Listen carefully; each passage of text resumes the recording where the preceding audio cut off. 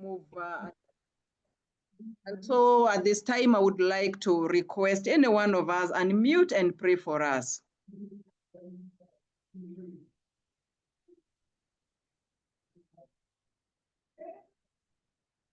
Anyone unmute, please?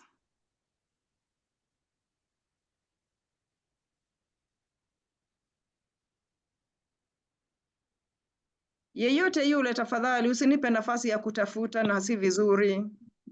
Thank you, Daktari. Good evening, everyone. Good evening, Immaculate. How have you been? I'm well. I thank God. Amen. Let us believe and pray. Okay. Father, in the mighty name of Jesus Christ, we come before thy presence this time of the evening.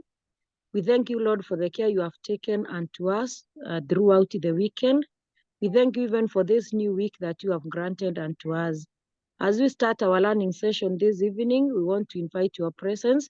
We want to pray for your guidance, O Lord.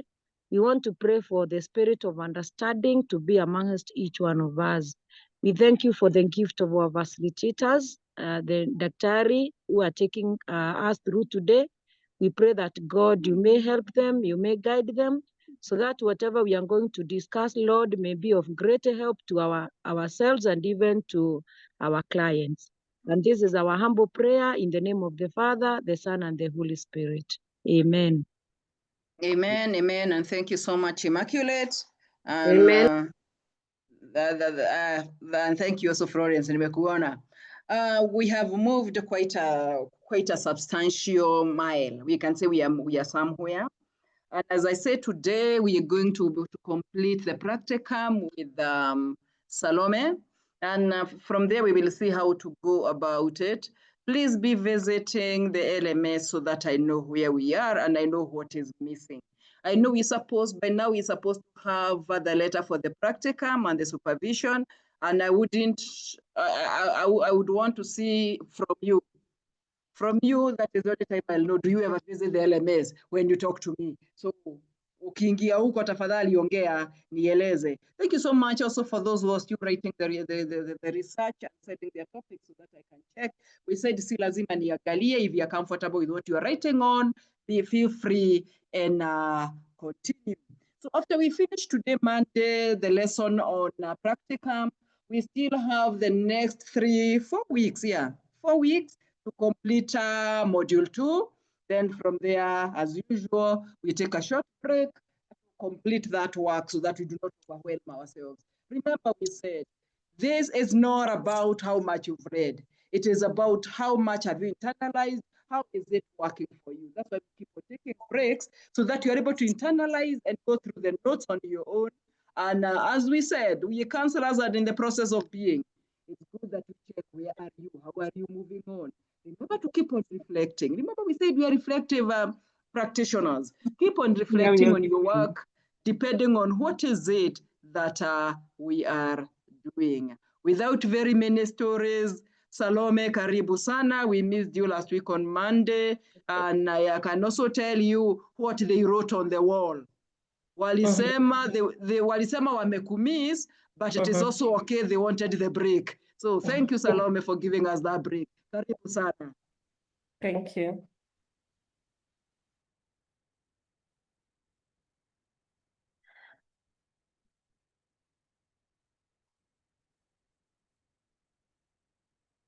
So good evening, everyone.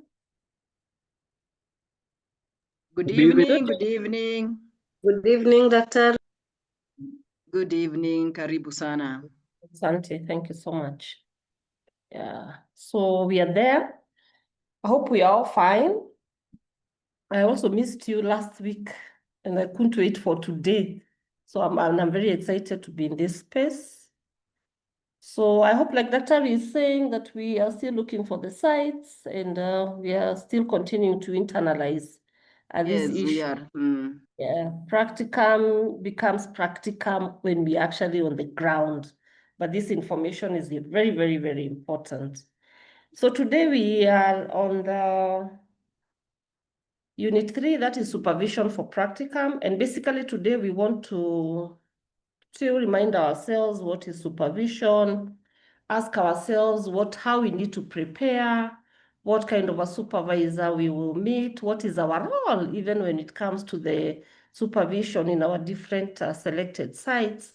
So we will endeavor to understand that, and hopefully also at the end, mention the kind of forms that you require. No, Daktari will give you the forms, but it would be important to mention and also try to at least articulate so that you also are able to continue understanding what is required of you, even as you go to the site.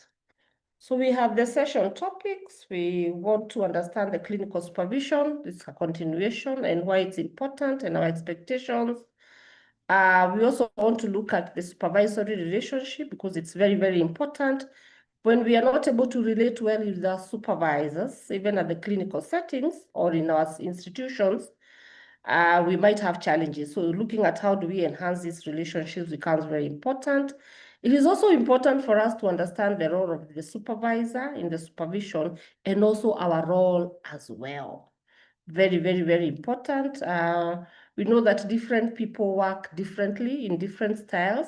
So just having a working alliance and having to agree, how do we go through these 3 months is also very, very, very important. We shall also looking at how do we work with these supervisors.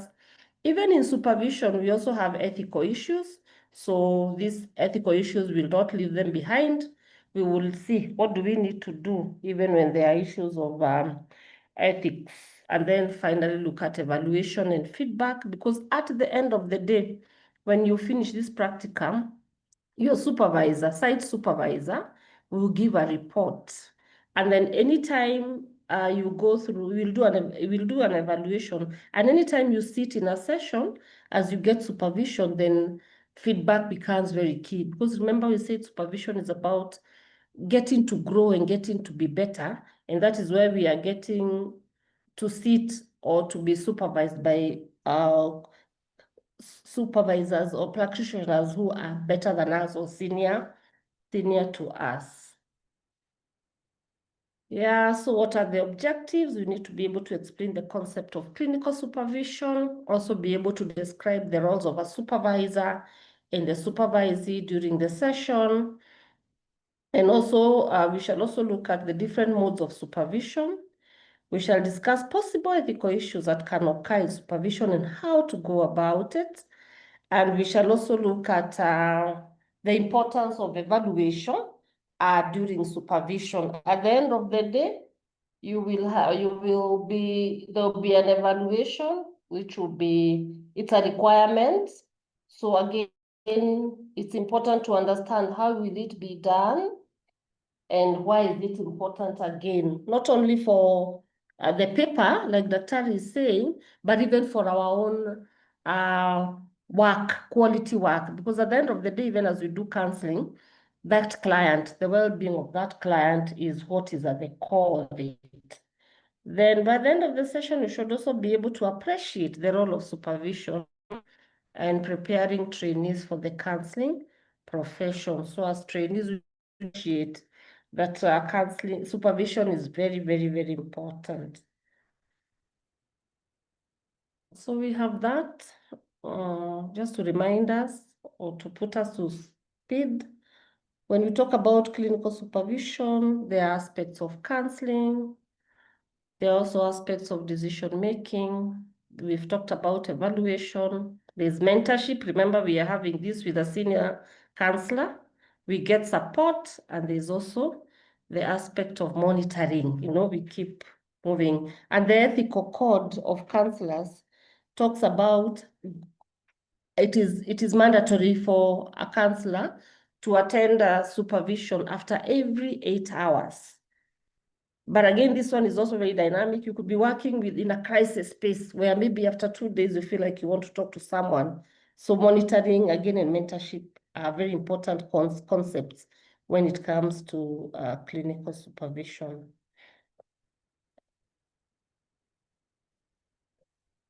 Yeah, so who can remind us? I know we had looked at this, what is clinical supervision? Who can remind us? We can put in the chat or one of us can unmute and just remind us, what is this clinical supervision we are talking about? Or the counselor supervision we are talking about? You can either unmute or you can use a chat.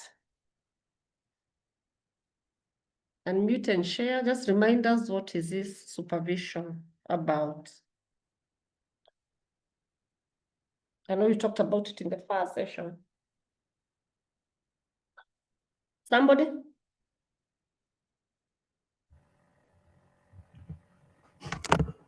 Yes, Kevin. Yes, good evening. Yeah, so from what I can remember, you talked about two types of supervision. There was the administrative supervision and clinical supervision.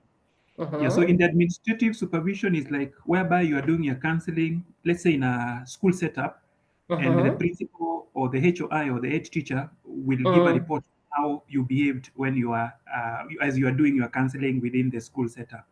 While with the clinical supervision, this whereby a counselor who is senior person who has knowledge of counseling, basically a senior counselor looks at what you are doing. So you are given a situation to handle. They look at how you put the setup, how you handle your client, how you talk to them, how you handle that situation, following all the rules that are required whenever the counseling session is going on. And then after that, you'll be able to sit aside with him or her and then tell you this is what you did correct, this is what not you not do correct, and this is how to make it better. In other words, just like teaching practice. Yes, that is what my understanding. Yeah, thank you. Thank you so much, Kevin. That supervision, the clinical supervision, we have this senior counselor who will check on what we are doing in terms of our practice, in terms of our putting the theories we have learned into practice. And there's also the administrative ones where maybe the head of institution or the head of the department, depending on where we'll be, they will also be able to supervise us in terms of the requirements of the institution. Thank you very much. Anybody else want to add something? Thank you. Thank you so much for appeal. Someone else want to add something?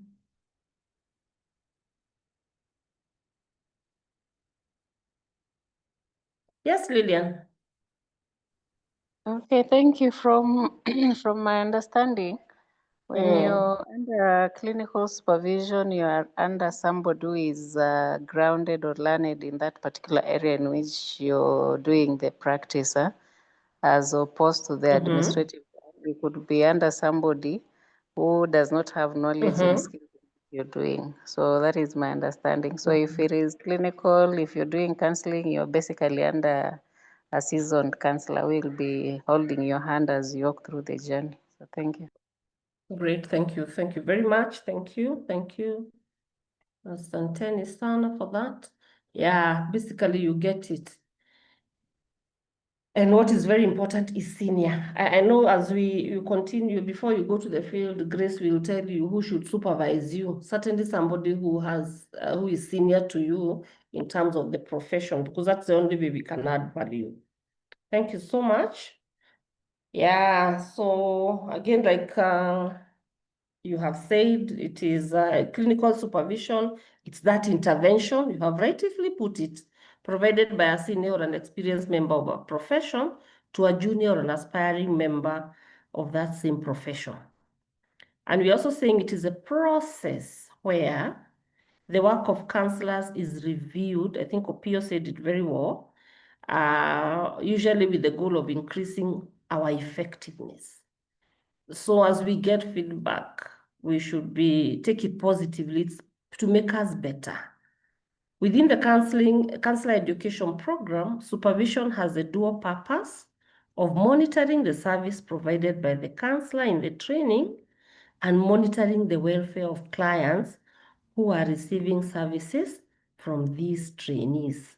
So there is a dual role. One is how well, as a counselor in training, am I doing my work in terms of the counseling process, in terms of the ethical issues, in terms of assessment? That is one dimension. And the other dimension is also monitoring the welfare of the clients. What do we mean? I might be having that client who I am not moving. We are stuck. Maybe this client is not ready to share their story. So I get stuck, or they share something that is very close to my heart, Until now, I'm not able to offer empathy. I start sympathizing. So the counselor has gotten stuck, and therefore the client is not being helped. So that time when we go for supervision, the counselor will look at what does that mean when you start thinking about your own issues in therapy. Where do we leave this client? So their welfare is very, very, very key. Because like I said, the utmost goal is to improve the well-being of that client, to be able to move her from point A to B, where maybe they didn't have self-awareness, but they now know. Where maybe they had a very low self-esteem, but through your sessions and psychoeducation and helping them explore their issues and come up with a way of coping, they are now having their self-esteem high up there. So it has those two dimensions, which again is very, very important. So we're also saying that it is a means of transmitting knowledge, skills, and attitude of the counseling profession to the new counselors. Transmitting knowledge, skills, and attitude. Remember, we are saying it is somebody who has been there before, so they are more experienced than us.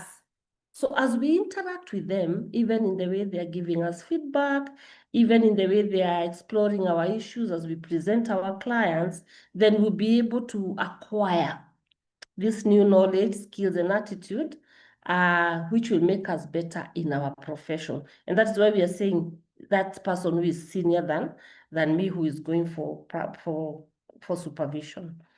So it also involves establishing a working alliance between the counselor in training and the supervisor, where you provide an account of your work, reflect on it, and receive feedback and guidance.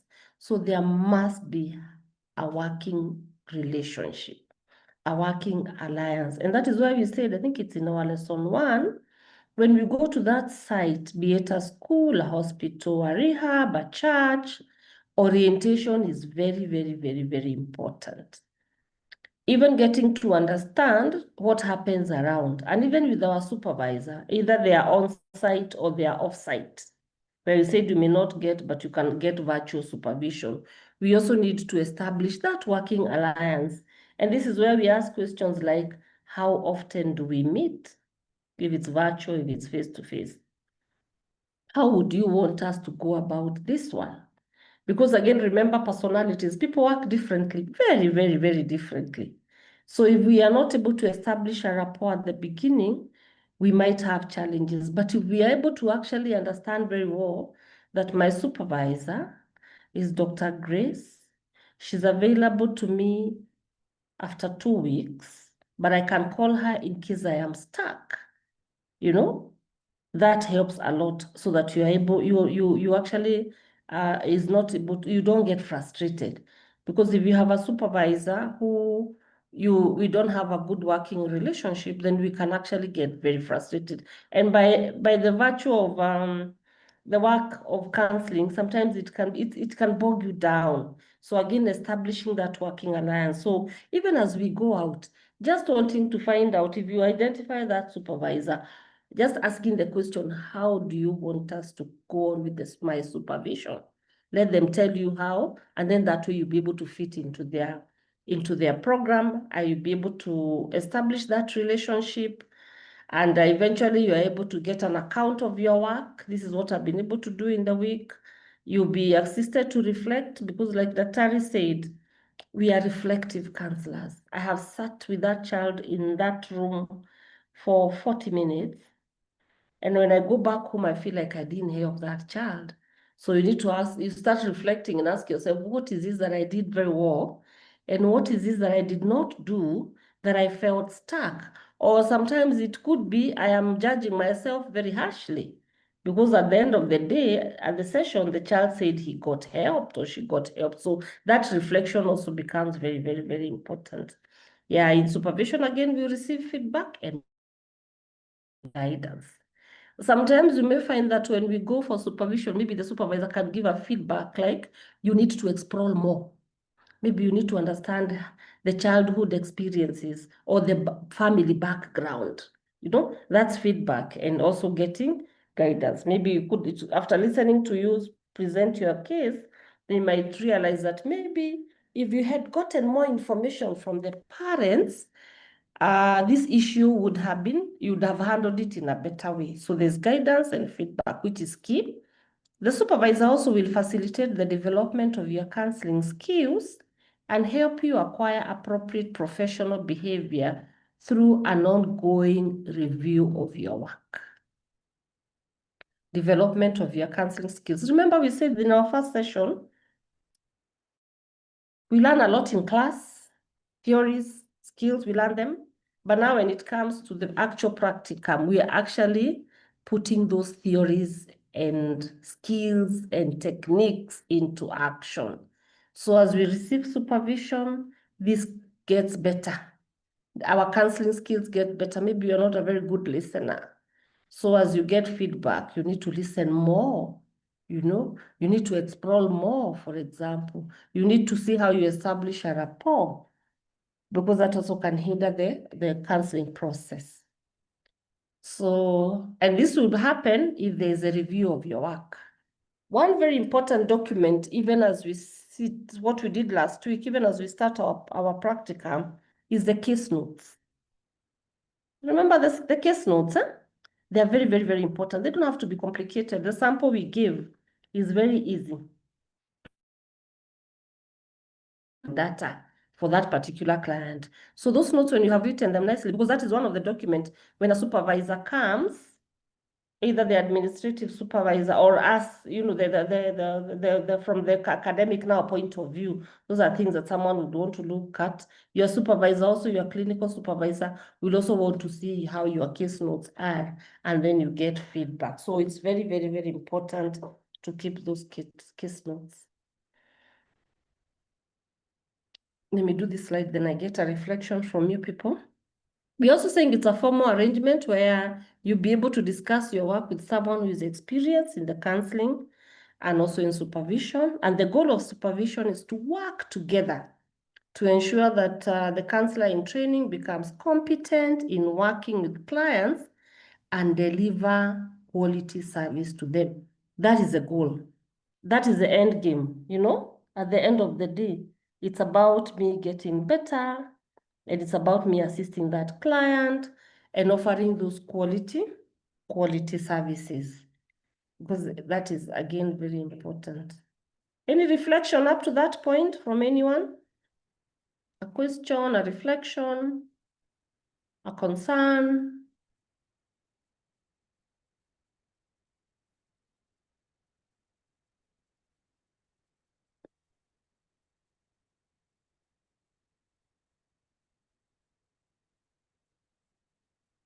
Ama tuko sawa? Tuko sawa, Sister. daktari. Well, thank you, Flo. Yeah, great. Kuna spelling mistake hapa. Yeah, so in the session, the counselors will share, now us, will share our concerns, our worries, fear, expectations, and difficulties to the supervisor. Like, for example, if I'm your supervisor and I'm coming to see you on Wednesday at 2 o'clock, you know? So in that session, then, do you have any concerns about your practice? Are there any fears that you're experiencing and any expectations, and what could be the difficulties? So in that session, that is one of the things we share. We share many things, but that is one of the things that we'll share. Because when we have worries and fears and unmet expectations, then that can hinder our work. So the session experiences are shared and explored, and any other issue. Any other issue that seems difficult. It could be either a difficult client, it could be that you got stuck in the session, it could be that maybe your work now, maybe there's a challenge of work-life balance, that I am not hitting the hours that I thought, anything that could be of concern, and the dimensions can be meager. The nature of the therapeutic relationship with your own clients as part of the supervision, yeah. How am I relating with my clients? You know, are you able to support them, or you're still having challenges? So that those therapeutic relationship concerns also are shared.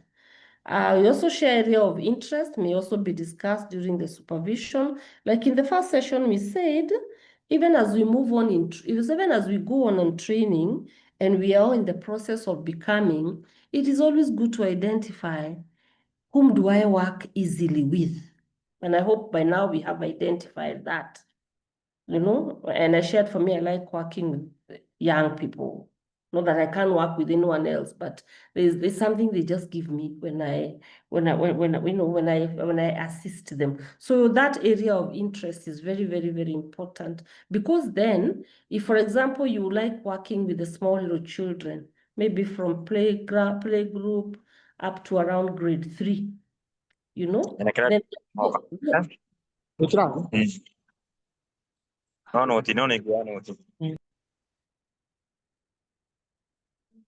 so there are those specific skills that your supervisor can train you or teach you so that you can be more effective when you are working with those children who are not very verbal, but maybe they can use art therapy or music therapy or play therapy, and they can be assisted. So your areas of interest are very, very, very important.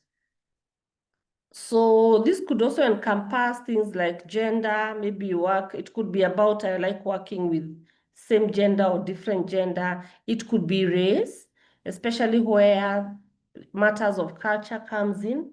Remember we said in our first session that we need to be culture sensitive. So you're working in an environment that's not your culture. Please understand during orientation, understand what happens. It could be issues of class or disability that may affect some counseling relationship. Maybe you go to an SNE school or an integrated comprehensive school, and the HOI tells you, no, we have children who needs to be counseled. You know, so how well can you be able to counsel the SNE learners? And I remember one of us asked about how prepared are we. So you might find it's a gap, and therefore maybe I need to do some short course on we call it what? Not speech therapy. What do we call this one of the sign language? Yeah, maybe you might realize sign language might help. Yeah, so the levels of openness between you and your clients, how well are you able to get to their world, and whether there's a sense of connection or distance between you and your clients. There are times that you may have clients who you don't easily connect with, and the other times you might be able to just hit a rapport with the client. You know, the same way in normal situations, some people are they're very warm, and therefore it's very easy to hit a rapport with. Others, they may not. So this is also an aspect that you can discuss with your supervisor, because now this might promote the counseling process or sometimes hinder. So those sense of connection and distance between you and your clients. And remember again the issues of counter-transference and transference, because sometimes unconsciously they affect this sense of connection. So, and you might find yourself, you're either so connected or disconnected with a client. So those are some of the things you can also discuss in the supervision session. So what will the supervisor do? The supervisor can help you work on issues that prevent you from being fully present with the client and from being accepting, and empathetic, and also genuine.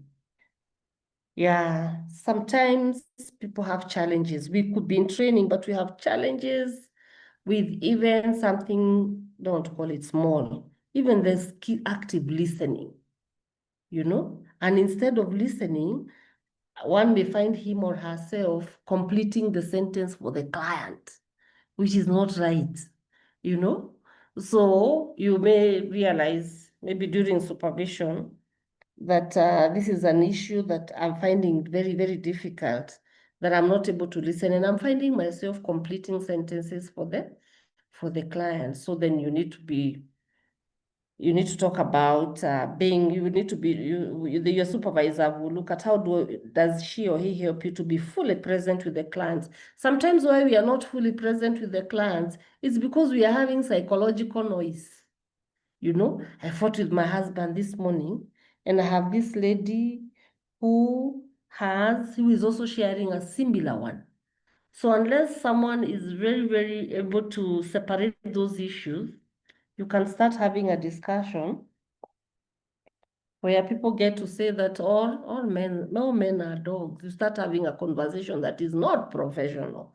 So being present, that's psychological noise. And that is why, and I hope we are attending our personal therapy sessions, because they are very, very important. They are going to help us to deal with our own issues so that when we go to see the clients, then we can be fully present with them. We can be able to accept them unconditionally. We can be able to offer empathy. You can feel with them. You can get into their phenomenological world and not get submerged into their world, you know, and you can also be genuine with them, you know. I realize if you continue this way, maybe this could be an alcoholic, and maybe ameenda hospitali ameambiwa, no, you know, his health issues are getting very affected. So you can be genuine and just say, if we continue this way, this is what is likely to happen, you know. So being genuine with that client. And again, we are told in counseling, don't promise the world, don't promise so much things that you cannot do. Just be genuine. I may not be able to help you. I need to refer you to another counselor or something like that. So such issues may also include the cultural differences, yeah, irritation with the client, and your own personal problems, among others. Yeah, sometimes you can get irritated with clients, you know. I don't know if I shared here. You know, in the office, we're having many children from one school. And, you know, even the way they would come to my office dressed, I was getting quite irritated. And I'm like, now, do I chase them away to go dress properly, or do I listen to them? You know, that kind of irritation with them. But I had now to remove my cap for counseling, and we talk on how we need to dress, you know, the psychoeducation bit. And then tell them, when you're coming to this office, this is the way we need to actually dress. So sometimes when those issues are not addressed, or we are not aware of them, then we can harm that client. So sometimes our personal problems, like I mentioned, they can also affect us in therapy. So these are some of the issues that you would share. But again, the clinical supervision is not equivalent to personal therapy. So we also need to note that, you know. That's why we need to have our own personal therapist, and also we have this clinical supervisor for our clinical practice. Not only as we do the course, even somebody who can work with you in the profession and mentor you. So the supervisor will also monitor whether you're working ethically and how you are dealing with ethical issues that arise during counseling. So ethics, again, is key, matters confidentiality, the beneficence, the non-maleficence, very, very, very, very important. So as you narrate your story, they can be able to tell. And especially where we will be working in our own learning institutions, so the ethical issues like confidentiality could be an issue. So you need to share these issues with your supervisor. Feedback on areas of success is shared, and areas which require improvement are also discussed. But I feel that, Janet, you need to explore more on these issues. You need to work on your explorational skills, you know. So that feedback is given, and when we are given that feedback, we just need to take it positively so that we are able to be better. Yeah, so the importance of supervision. So we are saying that one of the objectives is to gain an objective insight.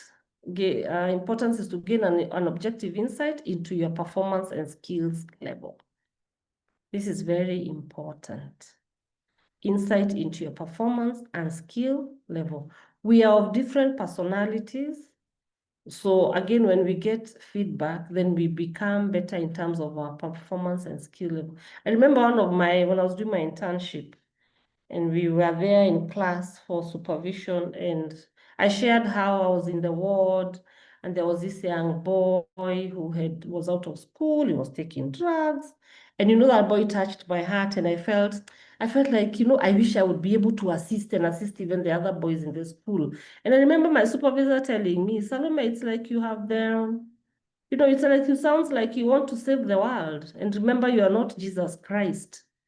Okay, part of me felt bad, but when I went home and reflected, I'm like, yeah, I can only do so much. So you're able to gain an objective insight into your performance and the skills level. Though I think for me, I'm very empathetic. And I was like, I wanted to defend myself. I didn't talk in class, but we shared with my peers. And I was like, if I didn't have empathy, then I would not be a good counselor, But I actually got to see what she was telling me. Yeah, so we get those very objective insights from our supervisor that would help us handle our situations better and also handle our clients in a better way. The other importance is to present, the clinical supervision will present an opportunity for us to learn and practice new skills and to find better ways to help our clients. Yeah, those new skills, like what I'm talking about, you're dealing with this grade 2 or the play group. You don't know what they're not verbal. So what do you tell them? How do you go about it? I remember sometimes back I was called at home, there was fire. Fortunately, they did not burn. It's upstairs which burned. And there was this 3-year-old, was even 2 or 3. He was 2.5 to 3 years old. Fortunately, I had carried my pens, my pencils I had, but my drawing book, and I had my colored pencils and a bit of tools for children. And the boy was able to, after he drew, we were able to quite really process a lot. The bit of verbal he could say and what he had drawn, connecting the two really helped a lot. So as we go through supervision and as we present our unique cases, we can be able to get new skills that can be able to help the clients better. So debriefing also is also an important element in supervision, and students are making noise. Just a minute.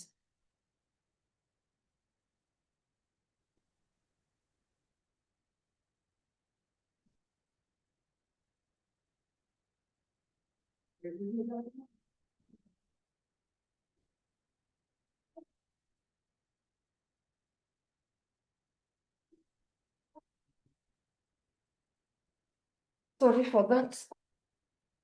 So we are saying that debriefing is also an important element in supervision, and it enables the counselor to look objectively at the issues raised in the counseling session and your response to them. Yeah, when do we debrief? What are the times that we debrief in a normal situation? Debriefing. I hope you're not hearing it for the first time. Who will tell us? In what circumstances do we debrief? Someone can unmute or use the chat.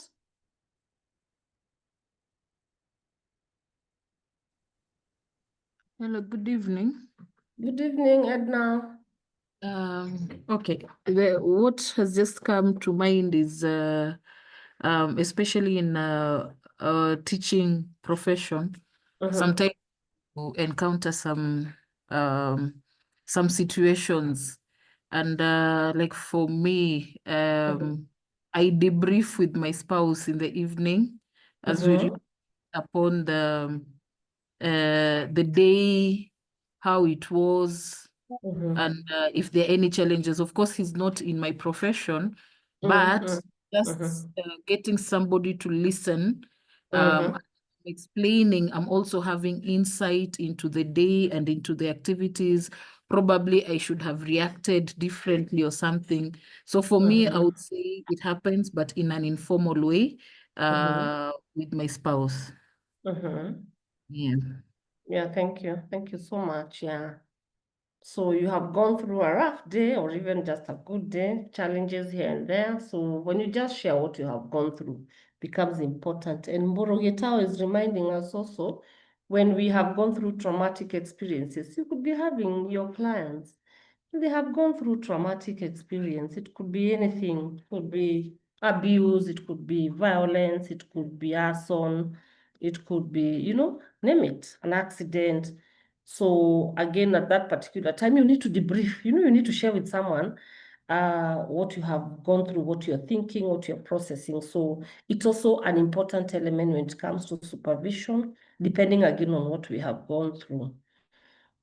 So it enables the counselor to look objectively at the issue raised in the counseling session and your response to them. Yeah, because again, depending on the magnitude of the trauma, sometimes it can affect you as a practitioner. I remember when there was that Darasha fire in Nyeri last year. And yeah, we were told there's fire, so we followed the PS and we were all there, and it was the first day. Everybody's shouting and crying. We couldn't do much, but just being there. And we were there for, I think, about 3 weeks. And after the children went back, we also followed them. You know, it was quite overwhelming. And I was telling my boss, we actually need to debrief. Don't think that we are normal people right now. We just need to debrief. And we kept doing this every day after the sessions. Because again, it's not something that you actually wait when you're in that active trauma. As a helper also, in a way, it is likely to affect us. Sometimes it can even be a trigger. And then all over, you are not able to help. You start now getting the burnout, you don't want to see anyone, and it can be very unhealthy for your own welfare and also the welfare of your other clients. So debriefing is important. So for example, a counselor may have gone through divorce, may have challenges assisting a client. Yeah, this is again issues of transference and also counter-transference. It's likely to happen. So we need to be alive.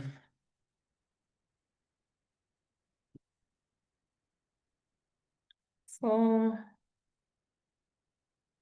yeah, the other thing that is also important is that sometimes you can easily become over-involved with clients or find that the professional boundaries have been blurred.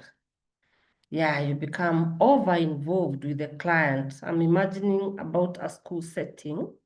So this child is in a school, you are staying in the neighborhood, or you are in the same church with the parents. They have gone through loss at home. You are the class teacher, of a sister of that boy or girl. So sometimes you can get over-involved with the clients. So it's always good, even as we do this, to find professional boundaries. And that's why, again, we try to avoid the dual relationship. But in some settings, we may not be able to, because again, like when you think about a community, you're in the same school and the same church. Sometimes it becomes a challenge, but we need to be aware so that we don't, we still maintain these professional boundaries. A supervisor can help you spot this tendency and can intercede to stop it from becoming problematic. I find it very common when learners are brought to me in the office and the parent wants to know what we talked, including sometimes the head of institution. I remember last week I had an online session with the students, about 10 were doing group counseling. It was virtual because I was not in Nairobi. And I remember the principal telling me she wants to join in the group. And I was like, no, that one, apana. We cannot have you in the group because I have contracted for confidentiality. So you may find sometimes that, those boundaries, even for the people that you are helping, they want to intrude into those. So they still remain your professional boundary. It's very, very important. But in case it happens, a supervisor can spot it and be able to intercede and stop it becoming a problem. And in this case, what we are saying, even psychoeducating the significant others, that there are issues of confidentiality, that would help you not getting into problems with the professional boundaries, depending on where you're working. Ethical dilemmas that arise as you counsel your client can also be discussed with your supervisors, and the supervisor will help you to maintain ethical standards. Yeah. So this learner comes and tells you he wants to burn the school tomorrow in the afternoon, So you had told him about confidentiality, yet now he has talked about destroying property. So you might find yourself in an ethical dilemma. Do I say, do I not? But remember, the duty to protect life and property. We have a duty to protect life and property. So you might find yourself in that ethical dilemma, including suicidal clients. someone tells you they want to die of suicide tomorrow. So do you report, do you not? And remember, in our first session, we were very elaborate on how we need to deal with the suicidal clients. So as we do our practice, you might find yourself in these ethical dilemmas. It's good to also read more about them, read articles about ethical dilemmas, and also the supervision will also help. The other one could be either to report abuse or not to report for a minor whose perpetrator is a relative, you know? You might find yourself now, do I say, do I not? But remember, we have a responsibility to protect minors. So you need to see how you protect that learner or that minor from further abuse. Do you have any question or a concern up to that point, or a reflection from you? Sorry, Yes. I have one. Please. Can I go ahead? Please do. You have brought a dimension Mhm. that sometimes as an administrator can be difficult. Mhm. A child has an issue like is hyper-aggressive, is fighting or threatening, or even threatening to commit suicide, maybe self-destruct. So this student has been referred for counseling. And the belief is that after counseling, the counselor will give a report that will make you think that it is safe to readmit the student. But now there's also the issue of confidentiality. Yes. If now I were the counselor, how do I handle that? This child has been referred to me and the school would like, it's safe to have them back. What kind of a report do you give that enables the administrator to move on, but at the same time safeguards confidentiality? Thank you. Okay, a very good question. Yeah, an ethical dilemma. So when it comes to these minors, like I said, and even an adult anyway, when it comes now to issues of self-harm, you need to tell them. Like they need to, actually sometimes you even ask them, I hear you say that you want to die of suicide. And as a counselor, much as I had promised you of confidentiality, I have a responsibility of protecting life. So after you have explored how they want to do it and they still insist they want to do it, then you'll also assess, because you find what I've realized with especially the adolescents today, most of them are having mental illness. It could be very mild depression or moderate depression, and therefore suicide. The issues of suicide are coming up quite a lot. So you need to let them know that you are not going to keep that information. You need to tell someone and let them tell you the person they would want that this information goes to. Sometimes they may refuse. So it's you to assess and see. But it would be important if it's a significant other, maybe an adult or guardian, should also be able to know that this client X, they have either moderate risk of harm or very high risk of harm. Where you find that it is too much, and as you take history, you realize maybe you need to refer, then you can refer to a psychiatrist. Yeah, and for such clients, please take a lot of history. And especially asking remember the medical history, what we talked about becomes very, very important. And even when it comes to issues of suicide, is it the first time?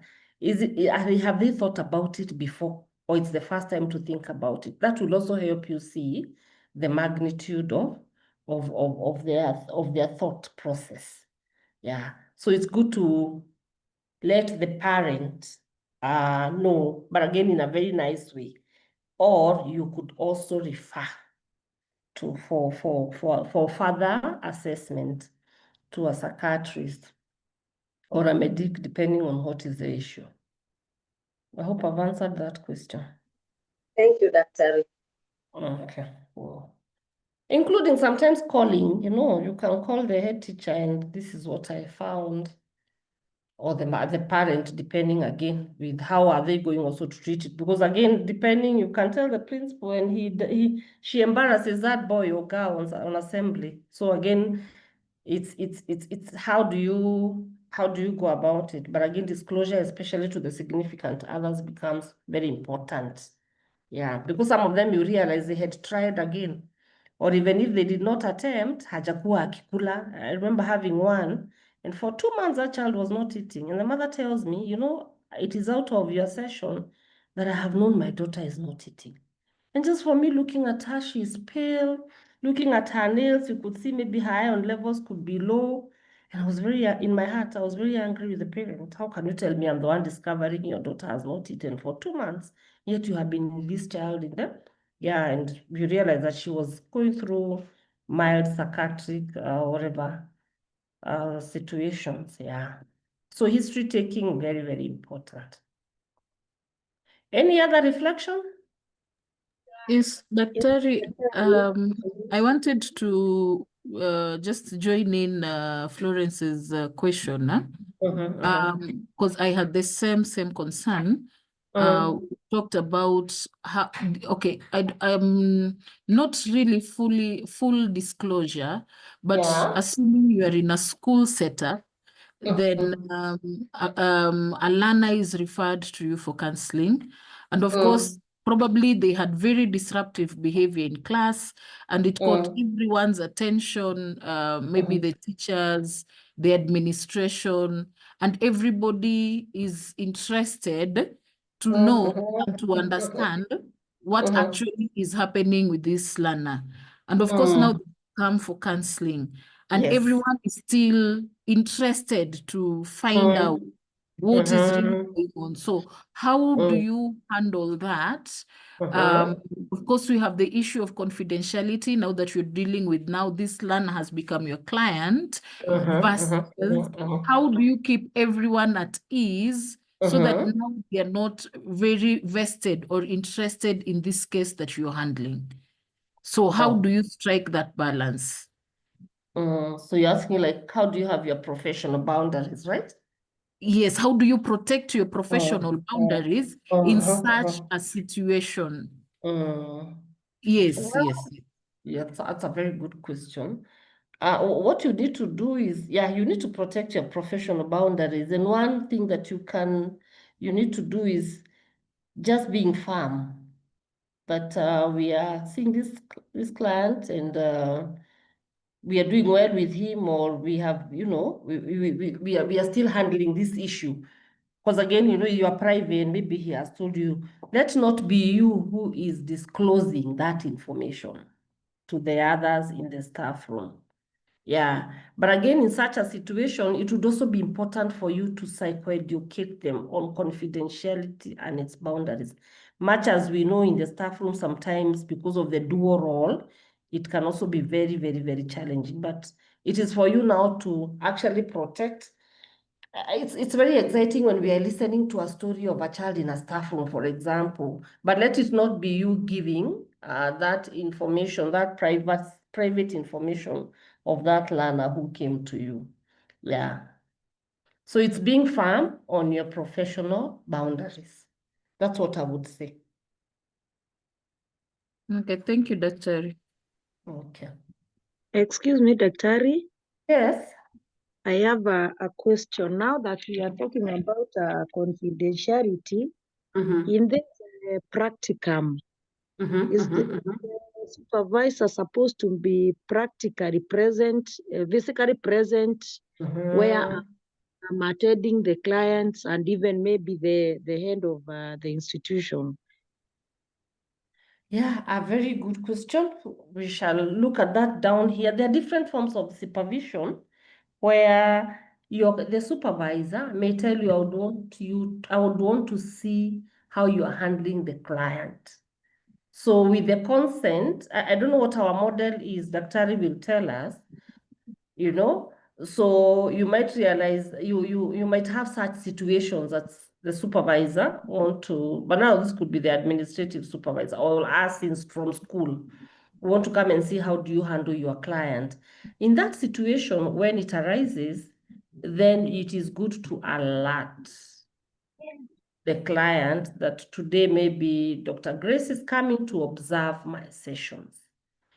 For your clinical supervision, what we do is to present the client for supervision. We'll give you the form, how you present that client for supervision. There's actually a form that has biodata, the presenting issues, the explored issues, and the interventions that you took. So it would be different. But special occasions, sometimes we even do the audio, sometimes we do the video. So it will also depend on how, as an institution, we expect that you do your practicum. But for clinical, then you just present your client for supervision. You don't necessarily have to have your client in the session. Then the other one, Yes. I want to share maybe an experience. I've been handling counseling for grade 7 learners in my school. I realized that the class teacher was calling them. Once I'm done with my session, the teacher was calling them to try and investigate what we have discussed. Thank God there was the intervention of the head of the institution. And the teacher was told it is not professional to ask a learner what they are discussing with the counselor. So there was the intervention of the head of institution.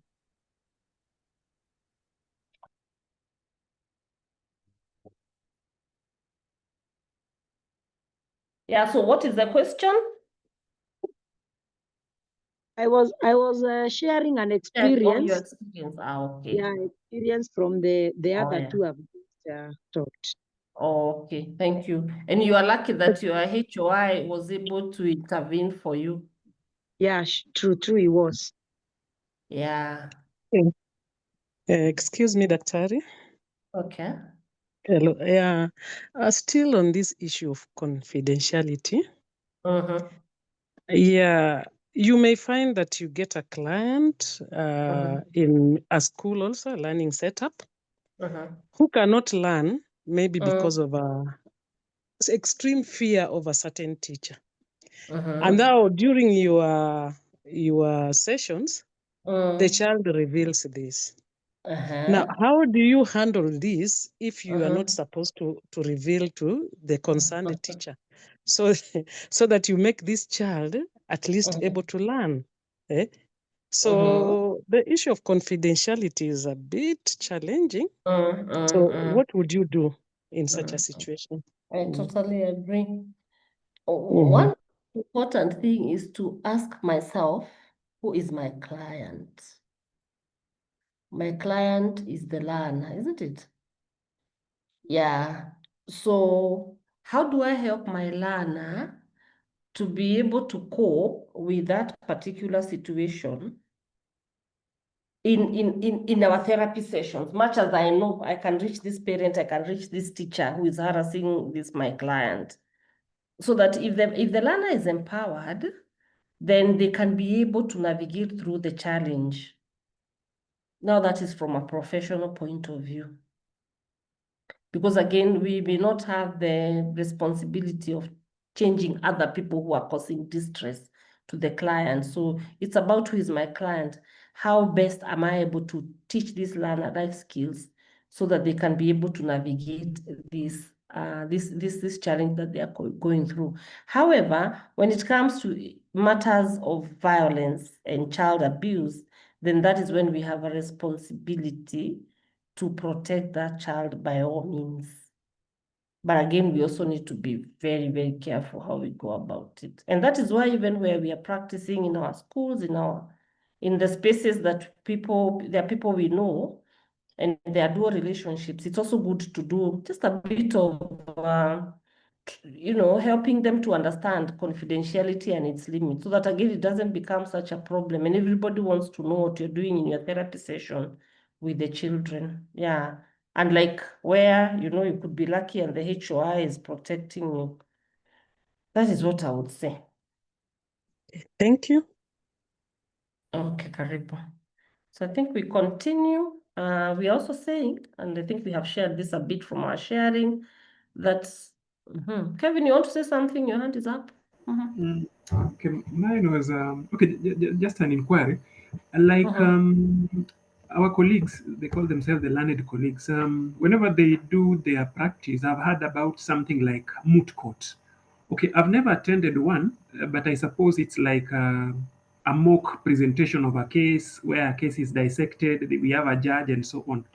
in practicum, do we have such kind of a thing whereby you are presented with someone, it is not really a real case, and the person has an issue, it's kind of acting, and then you are told to dissect, see how you handle the issue, and then your supervisor tells you handle it well or not, or we have to just to do the real practicum, okay, which is also good, but do we have situations whereby we do like mock practicum? Yes, that's my question. Okay, thank you, Kevin. Yeah. This can happen. Like, for example, what we are doing today, if we had that time, would actually, you know, would be able to we say now, Kevin, today you're presenting your client, we listen to you, how you handled the issue, and we would interject. For purposes of learning, that can also happen. And we would also encourage you the peer-to-peer supervision. But when it comes to the actual clinical supervision, we present our real clients. You remember, like when you're doing you told me you have done the counseling skills where we role play in class, Yeah. So even in practicum, for us to really understand, that can be done now in a class setting like what we are doing today. But now what we're expecting you to do in your sites, it's the real one. Yeah, where you have taken your case notes, you have the biodata, and now you're presenting to this supervisor how you have handled that client, and they are giving you feedback. I hope that is clear. Okay, then maybe the last question again, just come on the issue of confidentiality. So you have your client there. It is a real situation. Your supervisor is also there. He or she is hearing what is being said. You are there with your client. Now, now how do we handle confidentiality in that case? In a situation where the supervisor will sit, maybe for school purposes, maybe like I'm thinking Dr. Grace has visited you and they're saying they're doing observation. Yeah. You will need to tell your client that my supervisor is coming and she will sit in the session. So the client must consent. It is okay. Others will say it is not okay. So the consent needs to be there. Even when we are taping them or we are taking a video for school purposes. Yeah, the the consent of the client is very, very important. So in that case, when they have consented, then we are safe when it comes to confidentiality. Even like when we are doing translation, like I told you, this was a French client, I'm speaking English, so I had to get an English translator for us to do the session. So again, in that case, then what we did is to bind the translator to confidentiality of our session so that again, she doesn't go talking about it out there. Okay, well answered. Thank you. Was Kafugi's hand up? Kafugi, we can give you half a second to ask or to comment.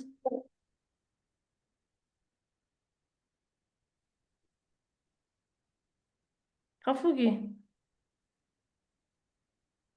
You've done a counseling to a student. Yes. Then after the counseling, he even does even worse than what we had started. And you are there defending. I don't know. It's usually a bit challenging. How do we move beyond that point now? Wow, a very good question, Kafugi. A very good question. Maybe I need to ask you, is this client doing worse according to what you are seeing or the feedback they're giving you? Okay, actually, it was a situation where I had a child, and then I saw she have been having some challenges based on I think maybe she was so bright that many of the things we were doing were boring her. Then at one point I had to intervene and ask her that she be allowed to move out of school to go and do an academic activity. Okay, she did not perform well by then. And then when I came back, I was like, you see the person you are watching for?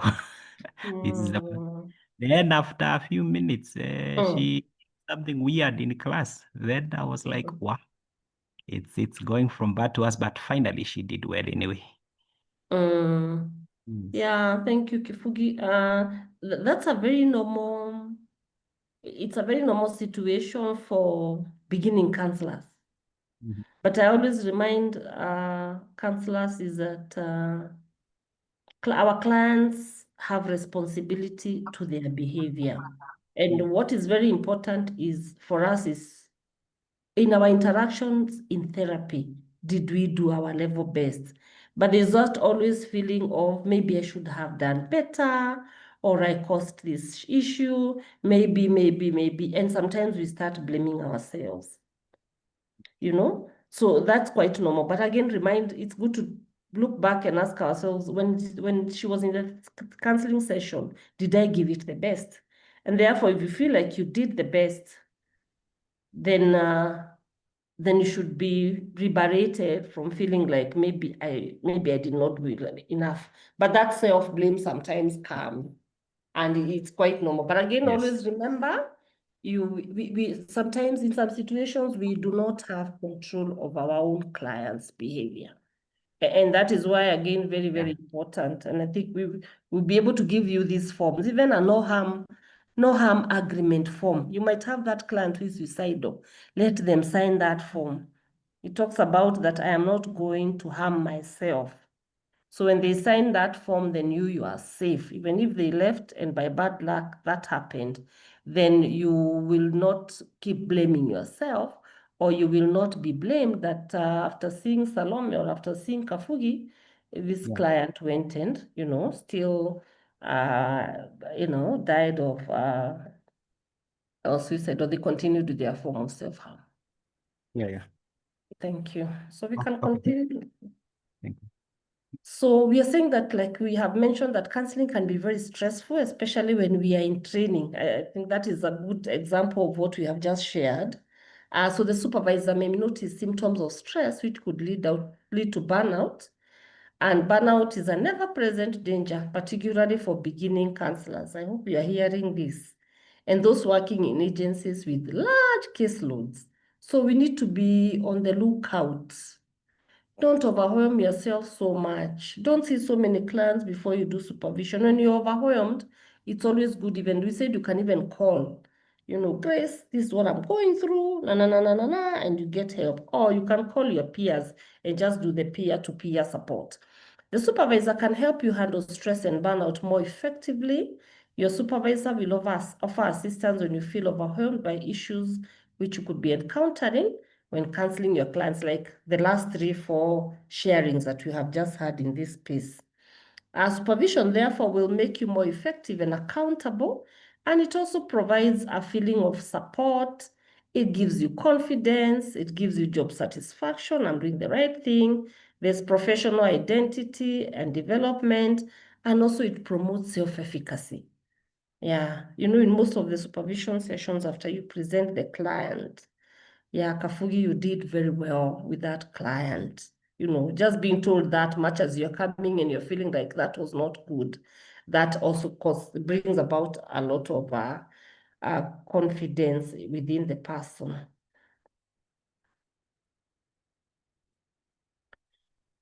So as we go for supervision, we go with expectation. There's what is expected of us, and there's what is expected of our supervisors.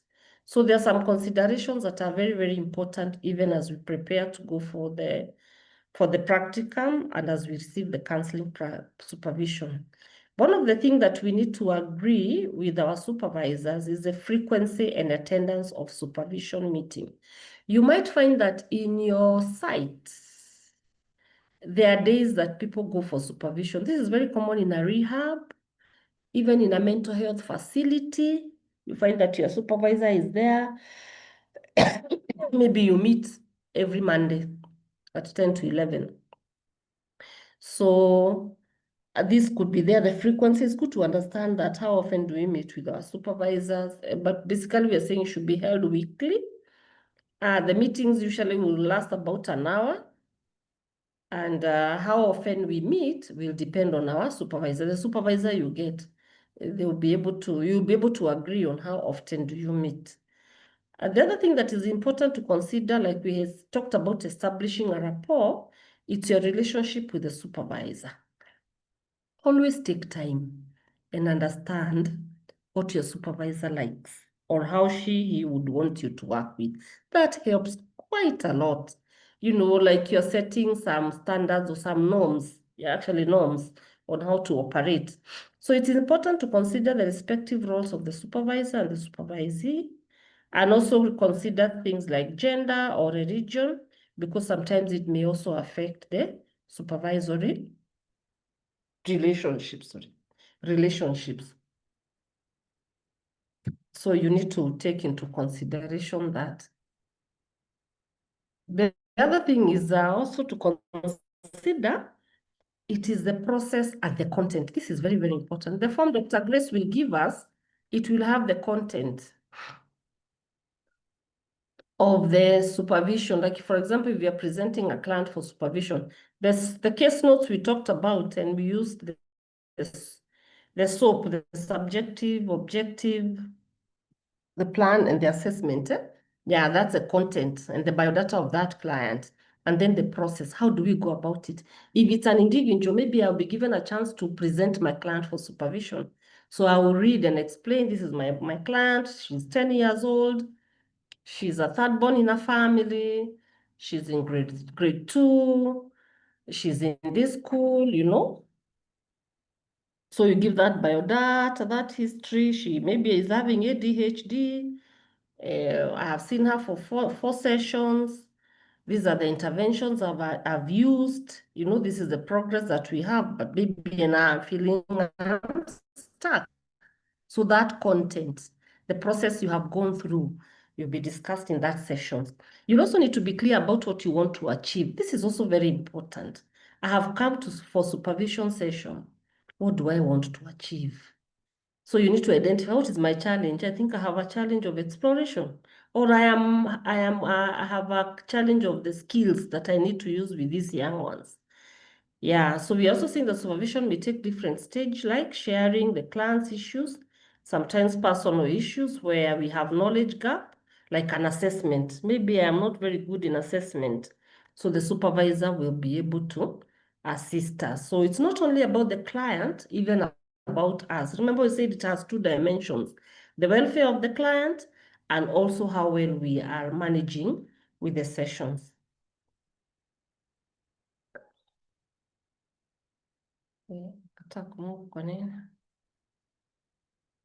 So the other thing we need to consider,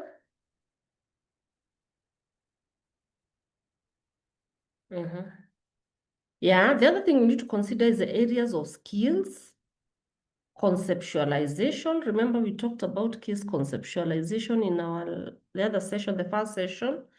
Our professional behavior, like what we are talking about, ethics, like confidentiality, and our personal reactions are also very important areas that can be discussed in a session. Like we are saying, sometimes their clients would make you angry, or their clients would just excite you. So, you know, that will affect the way you connect with them. So those are issues we can be able to share in a session. I hope we remember the case conceptualization, where we talked about the 5 Ps. Unakumbuka?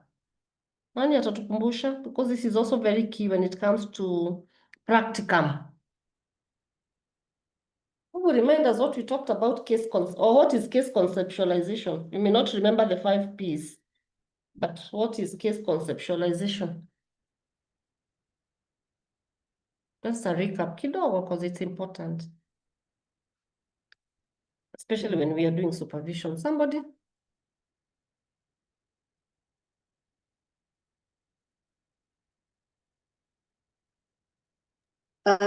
Maybe the ones I can remember.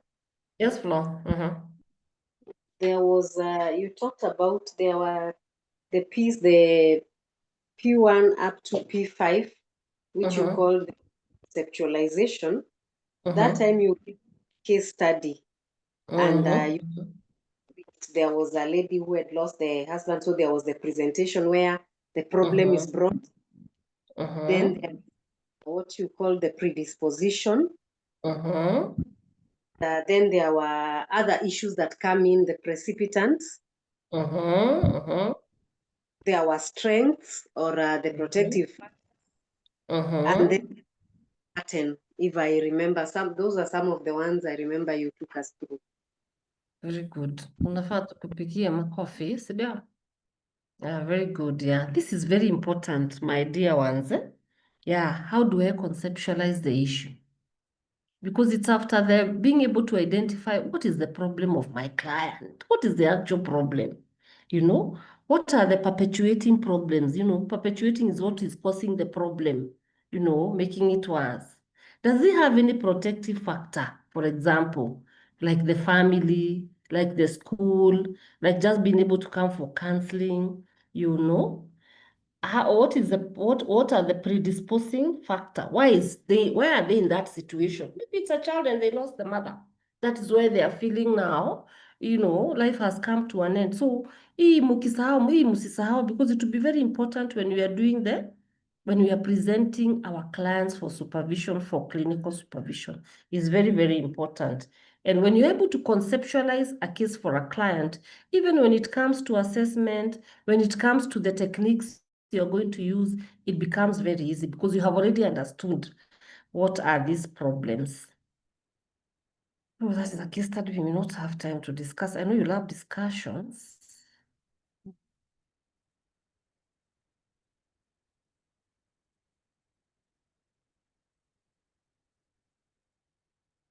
Yeah, Paul is a trainee counselor doing his practicum in a secondary school.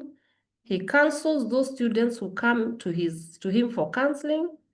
On 2 occasions, one of his trainers from college where he is a student came to the school. The trainer asked Paul's record and spoke to the teacher in charge of GNC regarding Paul's practicum at the school. To Paul, these visits are clinical supervision. Is he right? Discuss your answer. Let me hear that. Huyu ni Madam Grace amekuja anataka records zako. Na sasa wewe unasema hii ni clinical supervision. Ni ukweli ama si ukweli? A reaction?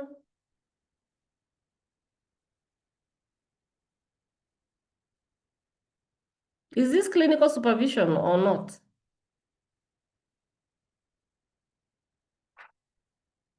Haya, muko? Tuko. To my case, I think it is a clinical solution because it is from a trained professional in that area. The counselor from a senior counselor. Right, is my take. So that's your take. Thank you. Any other opinion? Charles is saying it's not. Ruth is saying it is clinical.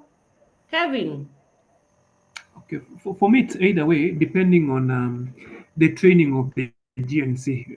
With our schools, it's not all the GNC teachers that are trained. Some of us or some of the teachers are just there to take care of the GNC department, but that might not be having formal training. So if this GNC teacher has been trained and has attended a training such as the one that we're having and is qualified and knows the procedures of counseling and guidance, then as he supervises this student, then we can talk about clinical supervision.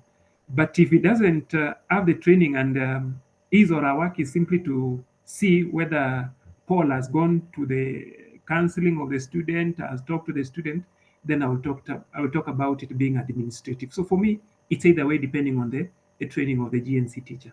That's my take. Paul. And Paul, who has come to see the documents? Look at what I have highlighted.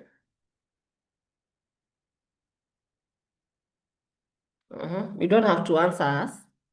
Yeah, so according to Paul, it can be either way. It can be clinical or not. So Shege saying it's clinical, it is because it's from a senior counselor. Clinical, it is clinical. Okay. I want to go back somewhere. Maybe I just need to bring it here. Kafugi, you have a different opinion? Yes, Joseph? Coming to the school and observing the records that Paul has kept. That to me is more of a supervision.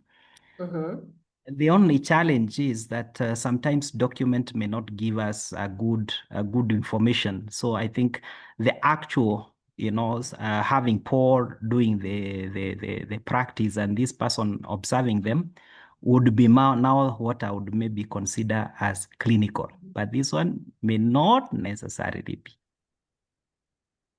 Yeah. So when one of your trainers come from Kemi, come down where you're doing the practical and they want to see the records. We want to see your records. That one we would classify it as an administrative supervision. Where I come or Grace come and we want to listen to you talking about your fears, your expectations, your anxieties about your work. Or you want to present a client to be supervised with this client X. That is what is clinical supervision. So it's good we have done this case study.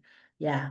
So this would say it's administrative supervision, where now the supervisor comes now to discuss your issues, which will be either to do with your client or what we have talked about here about your fears and your worries.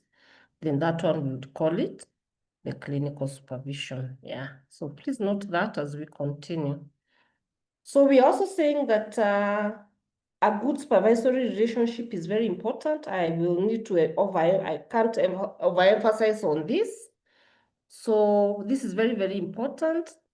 And this would include respect. It would include genuineness, a willingness to listen, seeking to understand, and communication. So like I said, it's very important to have that clear understanding with your supervisor's expectation, both the administrative, like this one for Paul who comes to school, and both your clinical supervisor. And that is why Daktari will give you some forms at the end of this so that you really start internalizing. And in case there is a concern, you can always reach out. Before the commencement of the supervision session, it is always important to share how you feel and think about the process. And that is why for us, this is very important to understand so that we know which is which and how. And this will help in laying a good foundation for our supervision relationship. Sometimes, as counselors in training, you would want to share your personal issues with your clinical supervisor. We would need to understand then, if I have my real personal issues, then I need to see my personal therapist. So we need to help each other. For us to be able to understand or to gain maximally, then we need to have that good foundation for the supervision. It's not personal therapy relationship, but it is a supervision relationship. When I have my personal issues, okay, you can share a bit, but remember it's not a personal therapy session. That is important. However, there are times that you may have your personal therapist is still your supervisor. So you have to agree. Today I'm coming to talk about my personal issues. Because remember we said in our last week, the other session, that counselors may not be all over everywhere, the supervisors. Yeah, but they could be. Like my personal therapist, she's still my clinical supervisor. So we have to agree, I'm coming to see you on my personal issues. Then the other session, we need to agree now I'm coming to present my client for supervision. That becomes very, very, very important. So expectation of your supervisor, your supervisors will expect that you have both the clinical and the administrative, that you are open-minded and willing to receive feedback and instruction.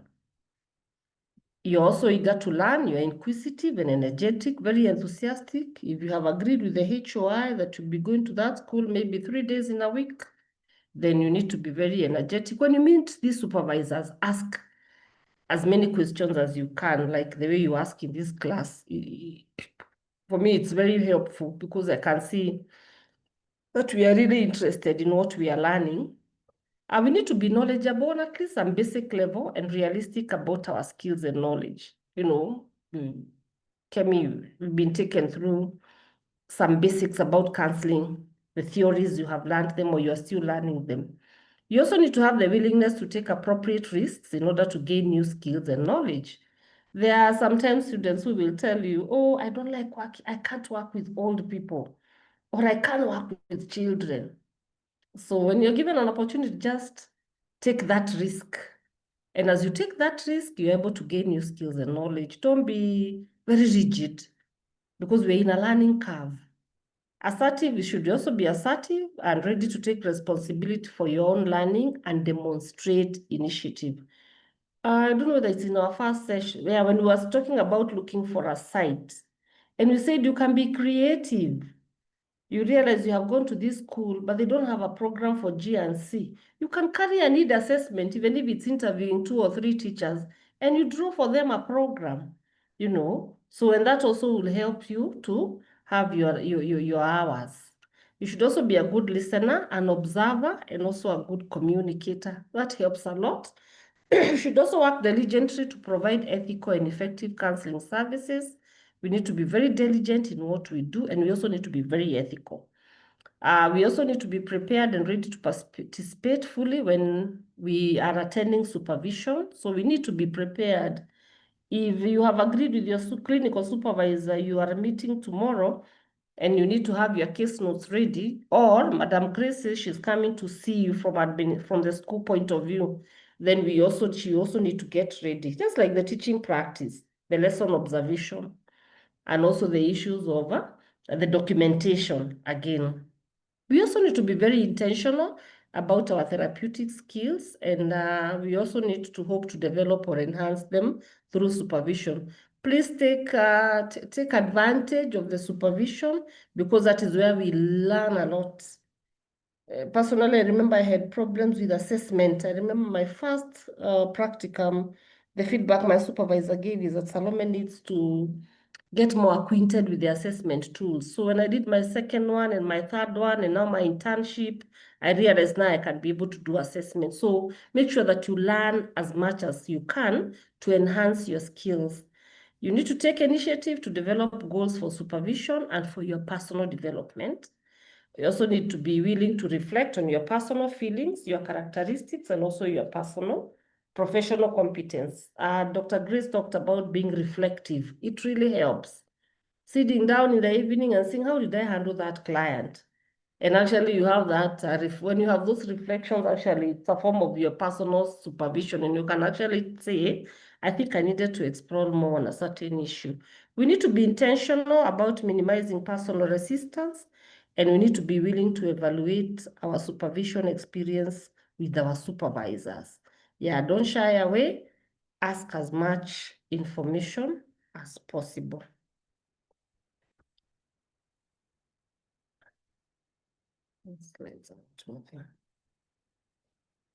Yeah, so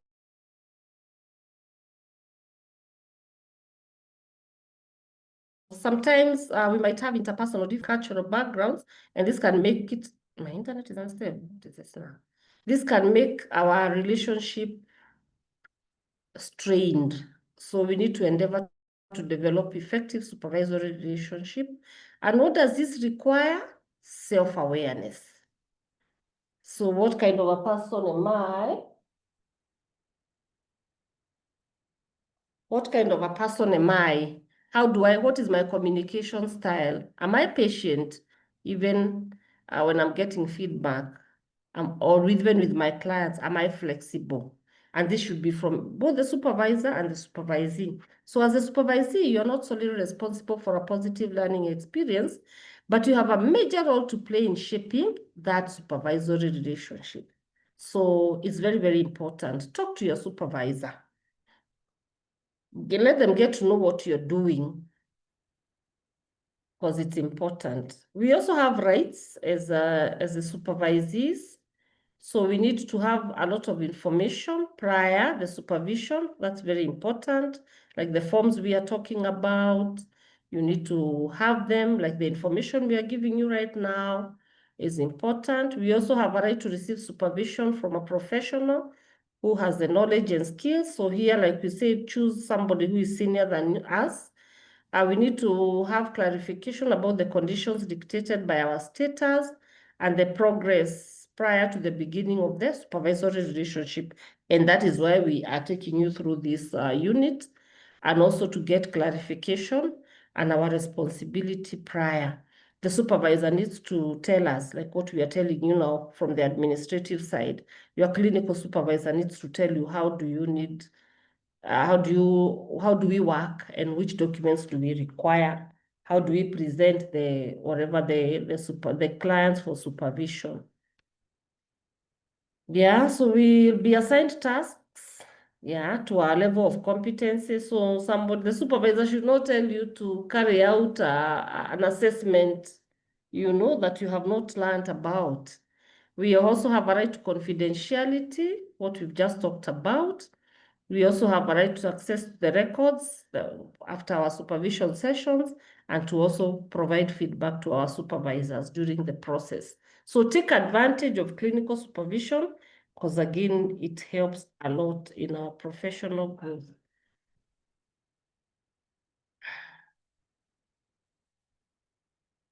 Yeah, so something else, like I think is what we talked about in our last class, even in supervision, the supervision relationship, there are issues of transference and counter-transference. It might happen, So sometimes you may find a supervisee resisting the supervisor's feedback because maybe the feedback threatens the counter-transference she feels for a client. So this needs to be very alert. So as you receive feedback, as you also have that discussion with the supervisor, remember the transference and counter-transference might interfere with our supervision experiences. We have had situations where there are conflicts in the supervision sessions, either the individual or the peer or the group. So there are some strategies here that can help us. One, in case there's a conflict of whatever nature, we need to have a positive attitude towards that conflict and look at it as a learning experience other than a reason for contention with your supervisor. We've seen sometimes, learners want to pull with the push-pull with the supervisor. Instead of having that push-pull, then you should have it as a learning experience. We need to be clear what the conflict is really about before raising it with your supervisor. I find this a lot when there is group supervision because people have different way of looking at things. So you should also make effort to understand what part you have played in that conflict. Yeah, human beings, we are quick at pointing fingers to other people. So how could I also have contributed? Sorry. Yeah, so also try to see the situation from your supervisor's perspective. Be clear with what you want to be different and the changes you expect to see. And consider, if it's too much, you can consider changing your practicum site or changing the supervisor if the conflict cannot be resolved. And this should be done with the help of a neutral party, such as another supervisor. There are situations where maybe people cannot work together. So it would be important to either change the site if the conflict cannot be resolved. But as much as possible, take time to learn people. You are many in that site, maybe it's a rehab or it's a hospital. Take time to learn, even maybe with the psychiatric nurses who are there, the other colleagues from other institutions. It's important to take time and learn them, yeah, so that you don't find yourself in conflict.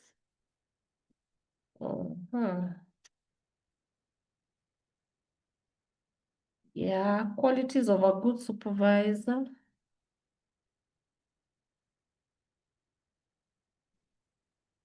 Maybe this would be helpful to read. Who is going to read for us this one? It's a long one. It is in our module, but we can just brainstorm a bit.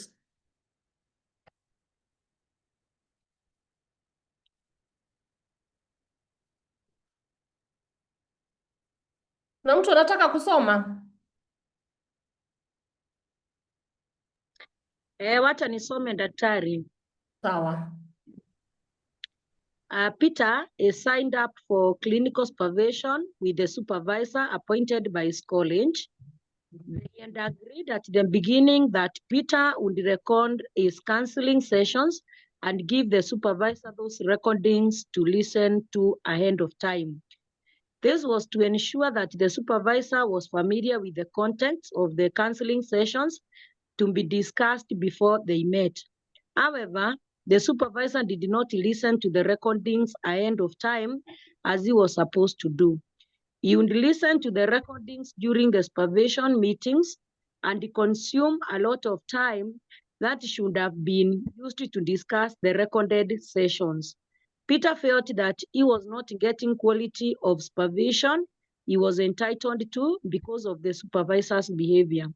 When he raised the issue with the supervisor was offended and asked Peter to find a different supervisor if he wanted to.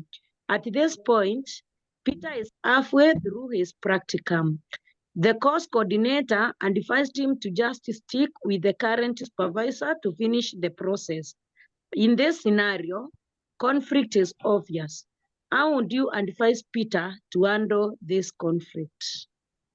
Thank you. Thank you, Maki. Thank you, Gitonga. So you can see sometimes conflicts that can happen when we are doing our supervision, you know.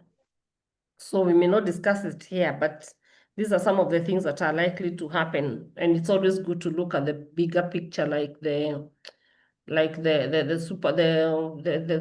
supervisor. The lecturer tells Peter to just avumilie, so that he doesn't have to change to another supervisor. So that's an example of a conflict that can happen when we are doing our work. So what I would advise, always look at the bigger picture at the end of the day. So as we source for these clinical supervisors, we need to look for someone who is competent, someone who is very sensitive to our individual differences. They are motivated and committed to supervision. Sometimes you may get a supervisor who is very busy until, you know, it is week 3 or week 5 and you have not been supervised and you're getting a burnout. So look for someone who is available. And even if they're very busy, work with their schedules. Look for supervisors. Also, another quality of a good supervisor is one who is conversant with and can apply ethical, legal, and regulatory aspects of counseling. Somebody who is a professional, so to say. One who understands the professional and personal nature of the supervisory relationship and the impact of supervision on the supervisee. One who appreciates the role played by supervision in developing the counselor and have the skills and the techniques to bring out this development for supervision. Also look out for supervisors who should be able to evaluate your counseling performance fairly and accurately and give you feedback that will facilitate growth. Kuna wengine tu utakuwa tu mchezo, but at the end of the 3 months you haven't gained much. So look for that one who will really give you very objective feedback for your own personal growth and professional growth. Yeah.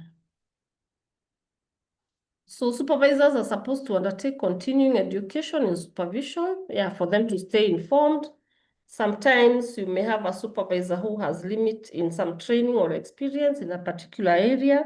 So even as you source for one, if you're dealing with children, if you get one who is very good with children, that would be a better person. Yeah, if you are dealing with maybe issues to do with any form of addiction, an addiction supervisor or an addiction counselor who is a supervisor would work very well. Sometimes today we are having issues of LGBTQ, and this may sometimes also pose a challenge. Yeah, it's very rampant, especially even in our schools, and it can be a challenge also. So what is our role? The clinical role of the supervisor. I think I don't want to repeat that. Yeah. So what is our role here? The supportive role. Before we get there, let me show you this one. So when we talk about clinical supervision, we have many models, but we have this one that is called Proctor's model, and talks about 3 types of supervision. We have the supportive or the restorative kind of supervision, and this focuses on the health and well-being of the supervisee for their professional working constantly with stress and distress. So it's to restore. You have worked, with very difficult clients. So when you go for supervision, there is that restoration or supportive component by your supervisor. Maybe giving you new knowledge and skills. We had also talked about issues of helping you to manage stress. That is restorative. Then we have the managerial or the normative. And this one focuses on the ongoing monitoring and evaluation and the quality control aspect of the professional practice. Like this Paul Peter's case, when this supervisor came and they realized that they are having a beef with the supervisor and asked him to stick so that he's able to finish. Or the other case study we had where the lecturer came, the trainer came and wanted to see the records. That is a managerial kind of a supervision, but it could also be from the clinical point of view in this case. Maybe this is a supervisor, it could be a hospital, and we are having somebody who is doing the monitoring and evaluation in this case.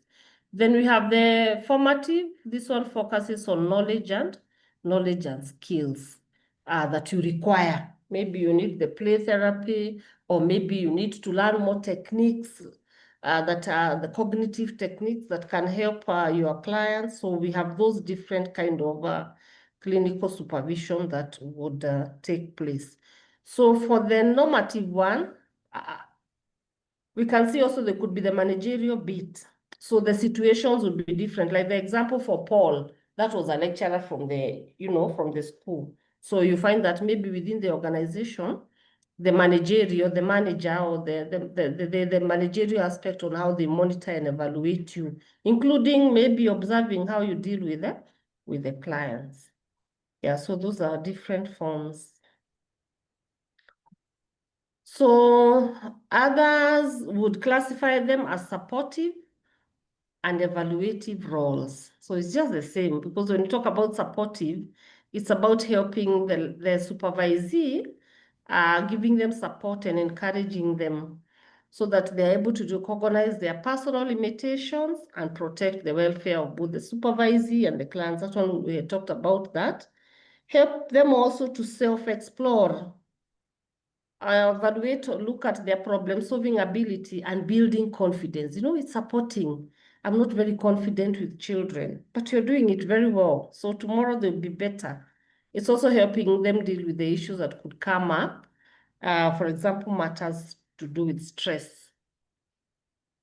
So we also have the evaluative one, where basically we want to look at how well is this supervisee doing it. So it's to assess the effectiveness of the supervisee's skills and approach to counseling clients, clarify performance standards that the supervisee should meet.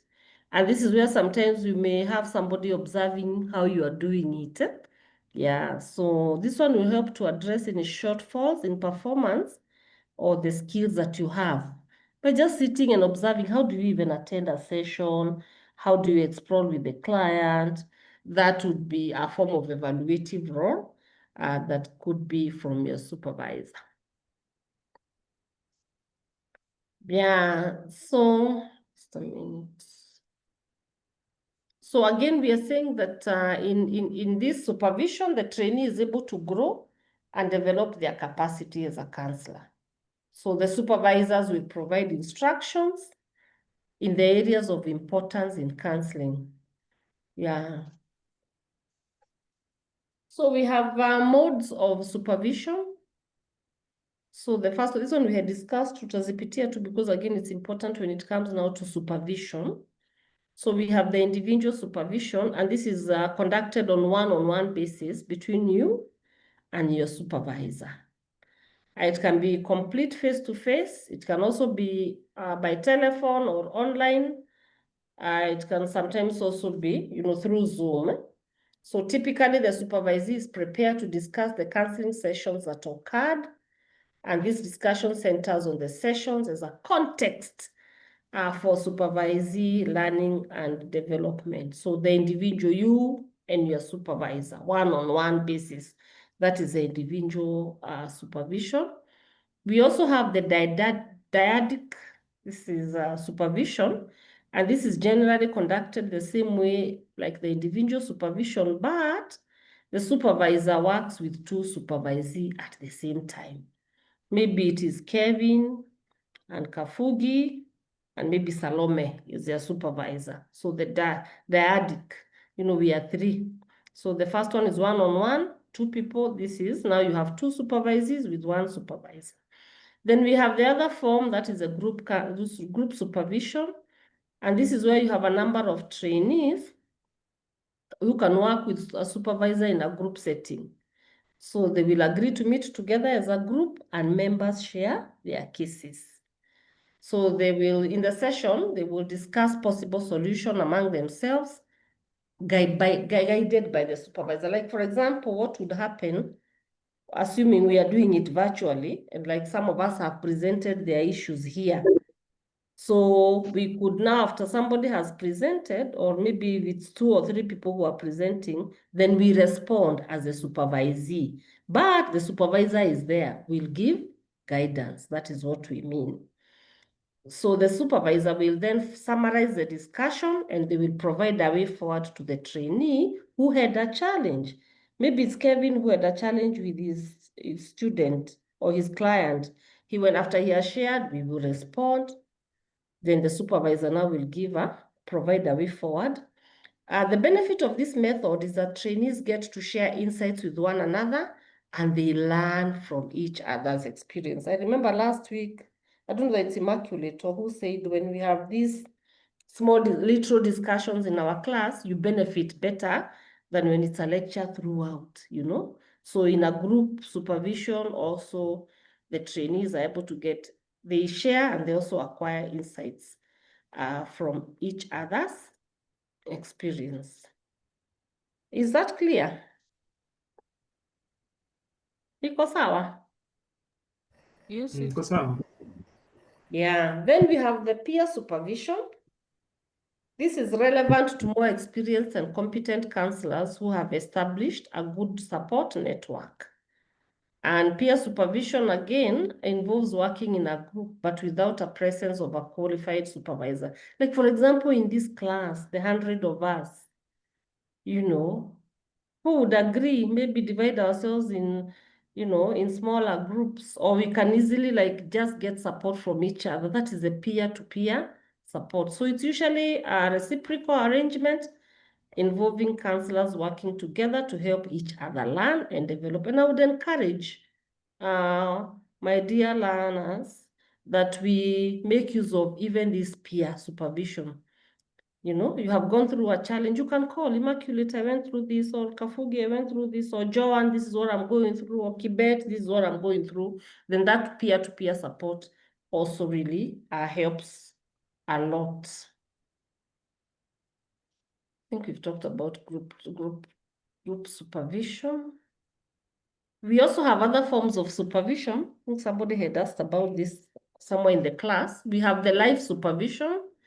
And this one occurs as the supervisee is counseling. I think one of us had asked if the supervisor comes and sits in a session, then what is about confidentiality? So that is a live supervision. Your supervisor wants to come and see how you conduct the session. Again, the client should give consent concerning a third party in the session. If the client agrees to have the supervisor in the counseling session, the presence of the supervisor will likely change the tone of the session. Sometimes we can use technology such as a one-way mirror or a CCTV, which is less intrusive, where we have them, and the supervisor can get more complete picture of the counseling process. Sometimes we have some counseling sessions where they have a one-way mirror. You can actually, you can see what is happening and maybe even hear what is happening in the session, but the client is not seeing you. So that is also another way that we can do, because again, the presence of that person, and especially depending, much as sometimes they will have consented, at times it may not necessarily be very effective. Then this live session can also take many forms, like the one-way mirror. It can also take bag in the ear. Supervisees wear a wireless earphone through which the supervisor can be heard. The supervisor can coach the supervisee throughout the session using the wireless device. And the benefit here is that there's no direct interference with the therapy session. But again, there's an obvious disadvantage that this can distract. So the supervisee will be wearing those wireless earphones, and the supervisor, where they can hear the supervisor tell them what to do, but the client is not seeing them. That's another form of live session. Then we have computer-assisted live sessions. So sometimes they are referred to as bug in the eye. So it has the same principle, but instead the supervisee gets information from a computer screen on what to do when they are having the session. Yeah. So these are different forms of supervision.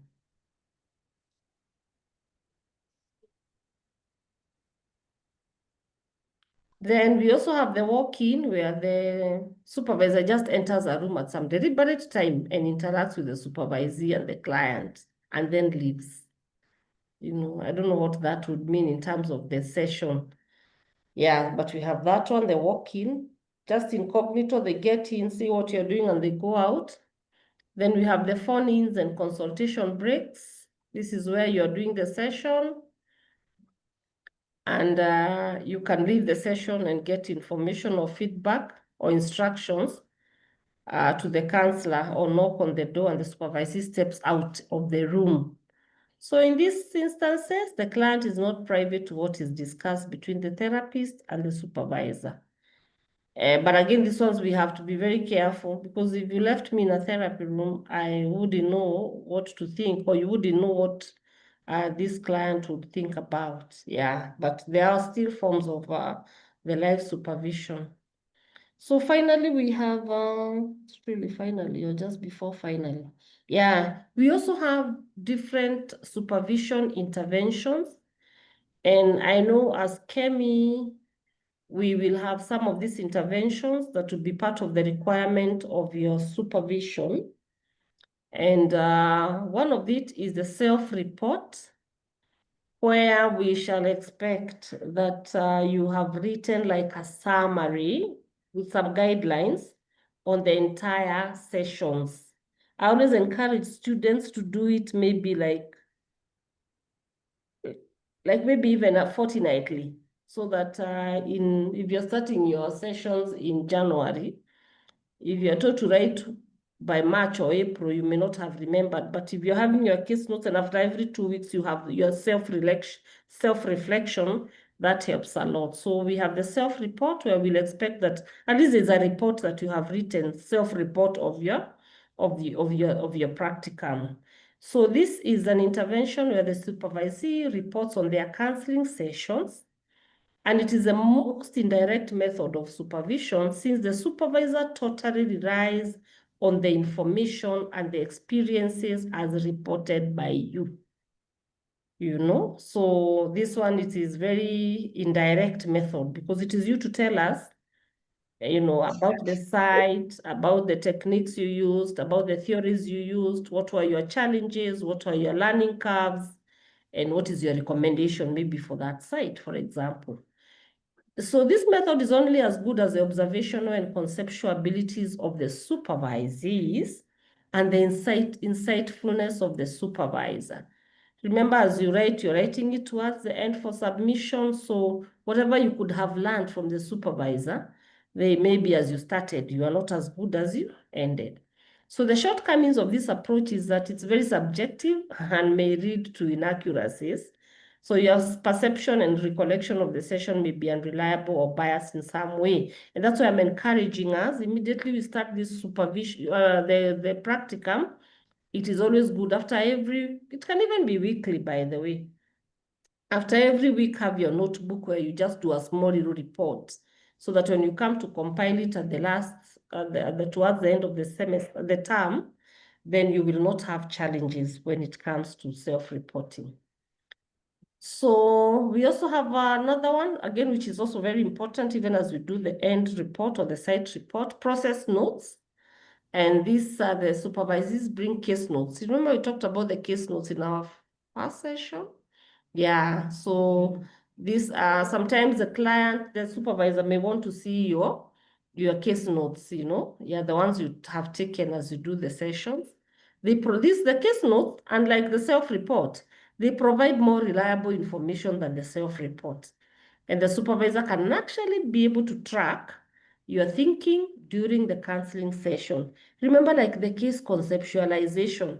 If your supervisor read your case conceptualization, they can actually be able to track your thinking during that particular session. So they're more reliable. Yeah. So like I said, let's write our case notes. Let's practice to write our case notes and write them well. The other intervention or the other way is the audio taping. I am not sure whether Kemi, we want audio tape. I think Grace will tell us towards the end, where the supervisee can audio record sessions with the client's consent. It is important that we address the process of introducing audio taping. Remember, I talked about consent because it's kind of intruding to the client's privacy. Anytime you're recording the session, not just record because you have an advantage of having a recorder on the phone. It's always good to ask them and tell them why you are recording. I'm recording for the purposes of my supervision in school. So it is important in case we are having supervision and we are using our audio. Remember, like Peter, the supervisor had not read, so they wasted so much time. So it is important to give the session, the recording way ahead of the supervision session so that the supervisor will have listened to it. And sometimes we may require to play the relevant section of the tape or transcribe it so that it can be discussed during the supervision meeting. Recordings can have a less threat to the supervisee, unlike the live supervision. Yeah, so these ones are they're not as threatening as when you're present in that session. The other one is videotaping. Yeah, this is where we use the video recording and the supervisor can see the counseling session, including the interactions between the client and the counselor. In this approach, care should be taken with video recording, and you could find yourself performing while being taped, So this is very good because it will actually even pick our non-verbal cues. There are people who like talking with their gestures.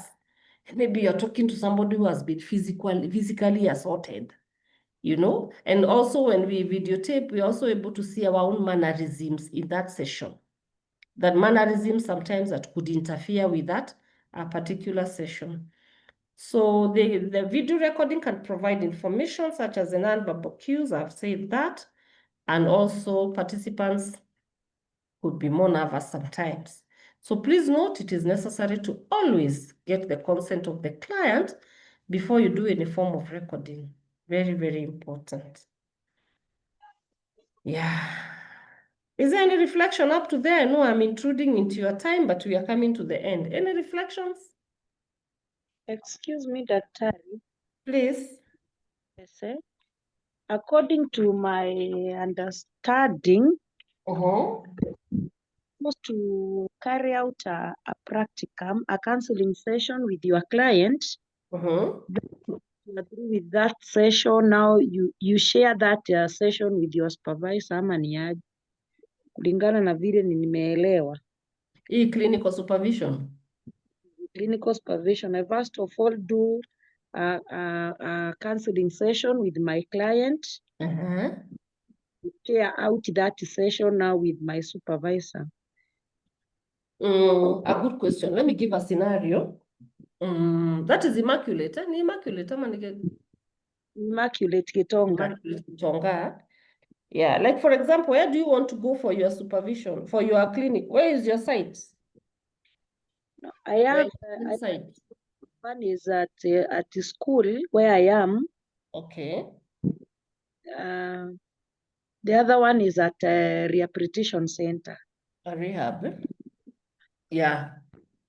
So, two things. Initially, we talked about having a site, and I'm happy we have the site.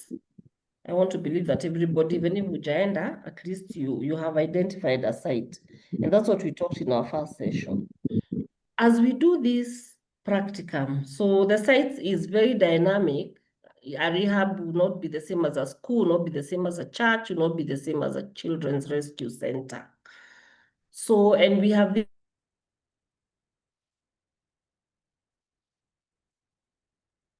recommended hours. I don't know for you whether we want you to have 200 hours. Oh, and remember the first session, we said it is asked to see how do I hack 200 hours in my 14 weeks. Mnakumbuka hiyo? Because that is also important. So according to our ethics of counseling, after at least 8 hours client work, you should see a you should attend clinical supervision. Now clinical, ile tutakuja kuangalia makaratasi clinical supervision. So what will happen, my dear ones, is that in these eight clients or hours clients work, or 15, maybe you say you'll be going once a week or after 2 weeks, there could be a challenge that you have experienced with your client, like those issues, confidentiality, we're in the same staff room, I've been told about the teacher, issue, or I have a parent who wants to tell her the whole issue of the student, or I have a HY who wants to come and sit in session. Those challenges that will come. Some of them could be because of our skills, some could be because of techniques, some of them could be that I listened to this case and I felt very helpless because maybe I'm going through the same, or sometimes we don't even know. Any kind of challenge, it could be any form of challenge. So if you're meeting this supervisor, maybe on Friday at 3 to 4, it is you to choose which case you want to present to your supervisor. That I met Paul, if I look at my clients for the week or for my 2 weeks, I think I want to share about Paul. Because hii mambo ya confidentiality inasumbua sana, for example.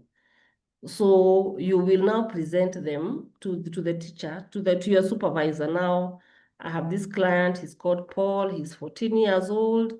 The biodata, give a bit of his history. He's from a family of 4, he's a firstborn. They live with the mother, the father is not around. When he was a small boy, he had been admitted in hospital for three weeks. You know, you give that story. Then you go now to the case conceptualization. What is the problem for Peter? The presenting problem was lateness or truancy. Unagonga hapo. What are the predisposing factors? Maybe because doesn't have a father figure around, or maybe because the mother is too busy, he has issues of staying alone, you know? What are the perpetuating issues? It could be maybe he lost a grandmother who was staying with them, and that could be causing his problem. So you present all that. What interventions did you use? Maybe I did life skill training on social skills, on how to communicate, or maybe we talked about the self-esteem, or we talked about how to deal with loss. So then you say, this is where I got stuck. So that is how we present a case for supervision. So your supervisor will ask you a few questions, you will answer, then she will be able to tell you maybe you could have explored more, or maybe you can try having parent-child therapy where the parent comes in, or you could give him this kind of an assignment to go and draw the family. That would help you understand better what is happening. So, and then you will have been helped in that session. So maybe when you're meeting again in another 2 weeks, utakuta maybe Peter's issue is gone. You have now Janet's issue. Who is this small little child who was sexually abused? And actually you have not been able to see her because maybe it's a trigger for you. You have had such a similar case in church, and you're the Sunday school teacher, and you're feeling like, you're getting irritated. So that is how the clinical supervision goes. So you must have seen the client the client, maybe you have a challenge in handling the client, then that client you want your supervisor to help you so that you can help him is what you're going to present for supervision. I don't know whether it's clear now, my dear ones. It's clear. Is it Just clear? another. Yeah, that one is clear. Mm. Wanting to know now in a school setup, Yes. where the HOI now come in, the end of the institution. HOI. In case of group counseling, do we have a maximum number of clients that one can attend? Oh, an ideal one could be 8 to 12, but I know because of numbers, sometimes it could go even from 12 to 20. Yeah, so where we recommend, if it is possible, then you can have another teacher to help you, another counselor, so that you sit in the group. Because with a very big group, a child might break down. Now you wonder, do you now take her out or what do you do? So in such a case, when you are two facilitator, you can even ask maybe a teacher of the committee of counseling to sit in with you in that session. Yeah, so 8 to 12, 12 to 20 when there are too many, but let's have two facilitators in that group. Is that okay? Yeah, then where will the HOI chief come in during that practicum, in case of a school setup? In case I'm dealing with the learners, where will the head of institution come in as the administrative supervisor? Okay. Sometimes I don't remember very well about our requirement, but sometimes they could give a confidential report. They'll be required to give a confidential report about how you have conducted yourself during the 3 months of practicum. How are you attending to the sessions? How are you doing it? Just a small report, because remember, you are doing it in there. Much as it is your institution, there is a person in charge of the institution. Is that clear? Is that okay now? It's okay. Thank you. Thank you. Karibu. Let's see, like there's another one. So finally, the ethical issues in supervision. Yeah, so there's some ethical issues. And here when we talk about ethical issues, still we are carrying the ethics we learned in counseling, because they come and replicate in the supervision. So we have direct and vicarious liability, and we are saying that direct liability we realize when the actions of the supervisor cause harm to the supervisee or a client. An example, when a course of action suggested by the supervisor end up harming the client, even though it was the supervisee who carried out the intervention. Yeah. Sometimes, for example, which we really avoid, we should not give advice to our clients. Go and leave your husband, or go and tell your parents to change you that school. So if it backfires, it comes back to you, So that is a direct, liability. Sometimes you can have vicarious liability where the supervisor is held liable of the actions of the supervisee. Like, for example, like when we have, where we have to suggest things to be done, and then they work out negatively. So we need to be very careful. What is this that I need to do? And sometimes you can even attend a supervision session and you feel, I think something else needs to be done. I remember there's a time I handled a learner. According to me, that learner needed a psychiatric. I did my own clinical assessment, but she needed to go and get medication from a psychiatrist. But unfortunately, it disturbed me, because unfortunately the school which had sent her told the parent, she actually told me we had not sent her to Jogo House. We wanted her to go to a certain clinic. And unfortunately she went. I had my own assessment, what I had seen, and I had done a letter. But unfortunately they went and gave them medicine that was not for what she was suffering for. And this mother calls me and mtoto ameanguka town and now she is foaming. see. But that evening, I remember I did a lot of, I did a lot of, I had to seek supervision from psychiatrists and the psychiatric nurses on that issue. So sometimes it could be a liability. Maybe if I did the wrong thing, then I would be liable for what I did. But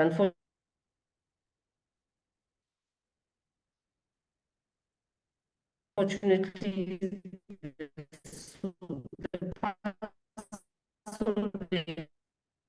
went to the psychiatrist give the wrong medication. So we had to counter by telling. So the other one is the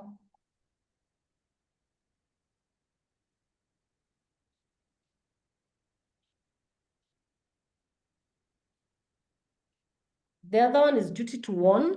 Yeah, that we have a responsibility to protect the lives of to protect the life of the children, for example, and our clients as well.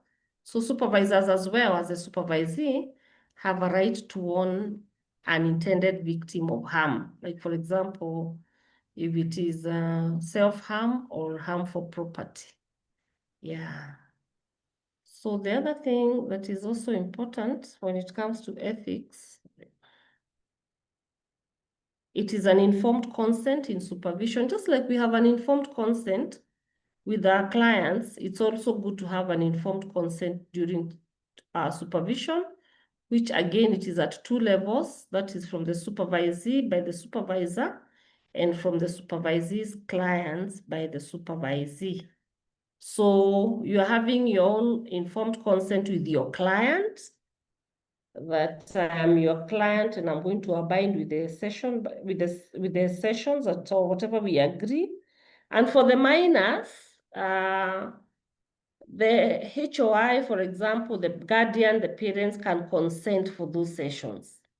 So where maybe the parent is not there, it is good that the HOI consents on behalf of the child because she's a minor or he's a minor. So you will have that with your client, and then for your supervisor, you also need to have an informed consent as well. Yeah, so our clients also should know that we are working under supervision.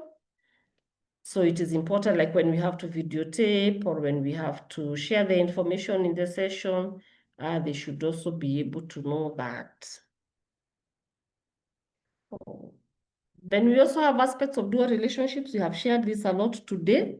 So this can also affect the counseling relationship in supervision. Yeah. So this is now finally. So the last one is on evaluation and feedback in supervision. And it is that as supervisee, we receive feedback in a specific way. And this has to do with our performance for us to be able to improve. So whatever feedback we get is to help us become better. And again, we said that we need to take advantage of this senior supervisor so that we learn as many skills as knowledge. Because remember, we said it is a way of transmitting the knowledge, skills, and attitudes. Sometimes supervisors may shy away from giving critical feedback to supervisee, but it's better to give such feedback and help the supervisee. And it's not good to also deny the supervisee their feedback. So look for when you have a good relationship with the supervisor, they will actually be very candid and tell you, I think this is what you need to do, or this one you're not doing very well, you need to change. So feedback is, again, very important. So the evaluation also, and this is what now will come towards, sorry, I think I've skipped something. We are also saying that supervisors have an ethical and legal responsibility to monitor the quality of care that is being delivered. I think we had said that ethically and also legally. In order to enhance the professional functioning of the supervisee, assure quality of care. And also the supervisor should monitor and provide feedback regarding the supervisee performance. When you finish your practicum and in the process of your also practicum, as Kemi, we would be interested to know how is your progress. So that bit of monitoring. So when it's out of the feedback that you get or we get that will help, especially what you get is what will help to improve on your performance. So this, again, the evaluations becomes very important. Don't wait until the end. This is when you're meeting your clinical supervisor, wakati umemaliza. No, at least fortnightly, that would help. And record that on this day I went for supervision. Because your last report will also require to see in these clinical supervision sessions that I attended, how have I improved my knowledge, skills, and attitude and competencies when it comes to the counseling practice. Yeah, so now the evaluation, we have two types of evaluation, that is the formative and the summative. And the formative one takes place as you continue with your practicum. Maybe, we'll come and see what you're doing. The HOI also administratively want to hear from you what is happening. So the supervisor constantly monitors and provides feedback regarding your performance. And the evaluation focuses on the process and progress other than the outcome of your practicum. So the process. I have started, I think that's what Dr. was asking on LMS, where we post it there for us to know where are you, because again, it's very, very important. So the supervisor will observe and give feedback on, among other things, how you use your counseling skills, how you conceptualize. Please, this one, if you don't understand, please make sure you understand this one. It's so critical. Client's conceptualization is it is the heart of counseling and how effective your counseling relationships are. It will also look at what is formative. Yeah, it will also look at, it should also be clear and specific because generalized feedback is difficult to learn from. Even as you get feedback, get feedback that is clear and very specific. Positive and negative evaluation should be accompanied by specific examples. Yeah, like I realized you would have listened more to that client, or you would have explored more, or you would have taken more history than what you took. So, that's very specific. Then we have the summative one, which is more formal, expression of your skills and abilities. So the supervisor will consider the totality of all you have done in your practicum and decide whether your work with clients and potential as a counselor meets the required standard. There's always a statement at the end where the supervisor will tell us, does can we send Kevin now to go and see the clients? So that's what we mean. It's at its totality at the end, and there's always that statement. Does the counselor here meet the requirement standards to be a profession? So at the end. Summative evaluations are typically done at the midpoint and also at the end. At the middle, after your 6 or 7 weeks, there's a report that we will require, and again towards the end. Yeah, so we will not wait until the end. So there's some feedback what we require midway as you do the practicum.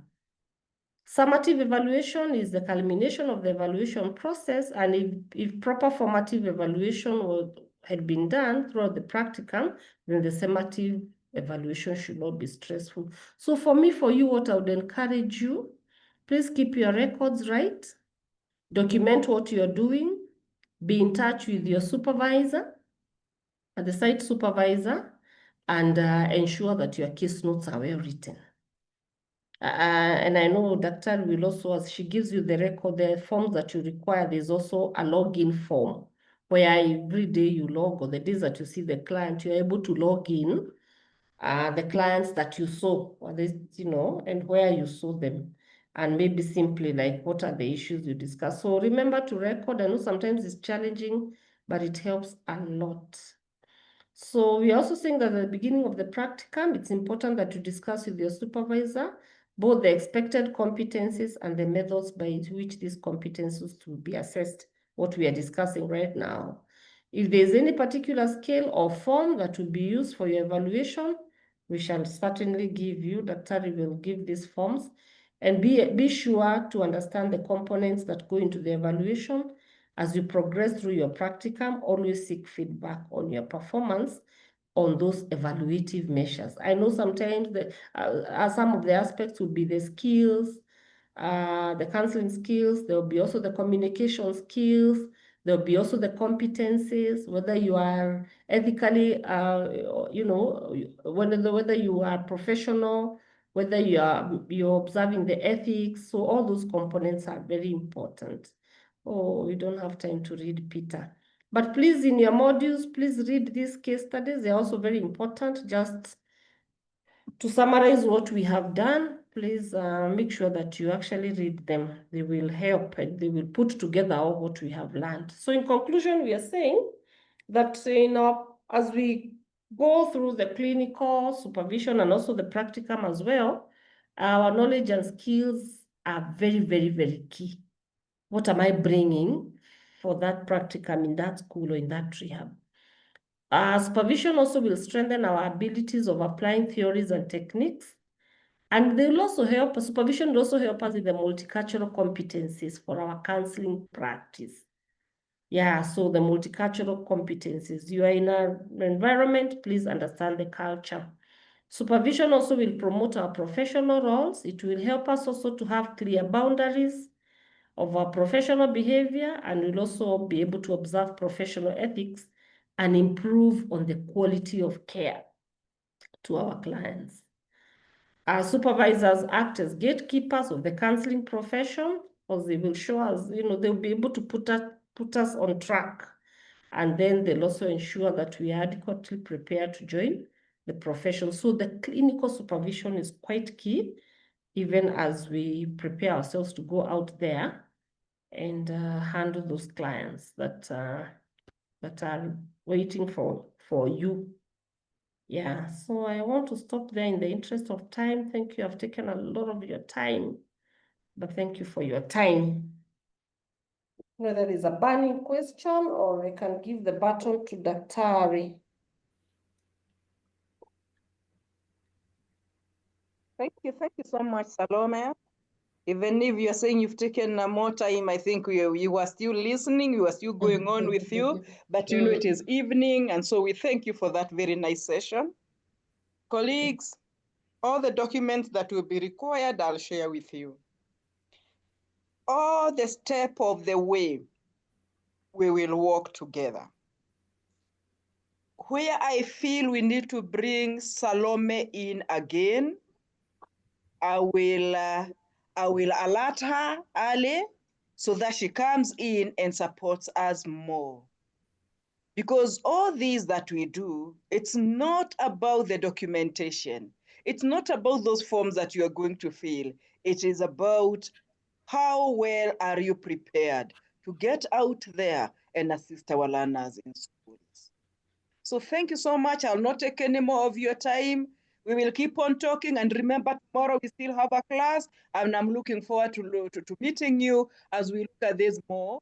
Now that the module is over, we now start the work. Please reach out if you find things are not working, let me know. So otherwise, thank you so much. Tuliombewa na Immaculate tukianza. Sasa mwingine atuombee tukifunga, tukupatane kesho panapo majaliwa. Let us pray.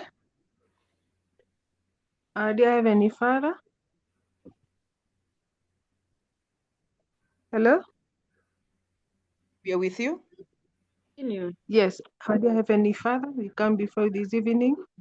Thank you for the nice session that you have been with us. We thank you, we glorify your holy name.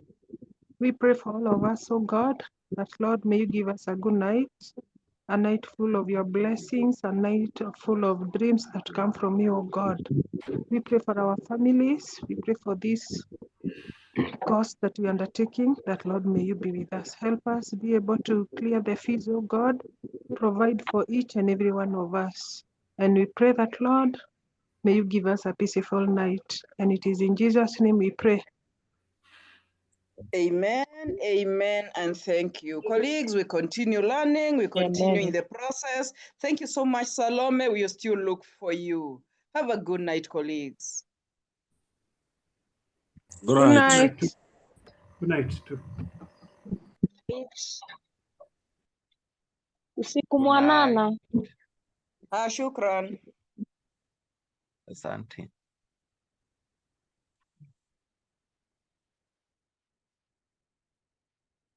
Naenda kuandikia hapa. Mom.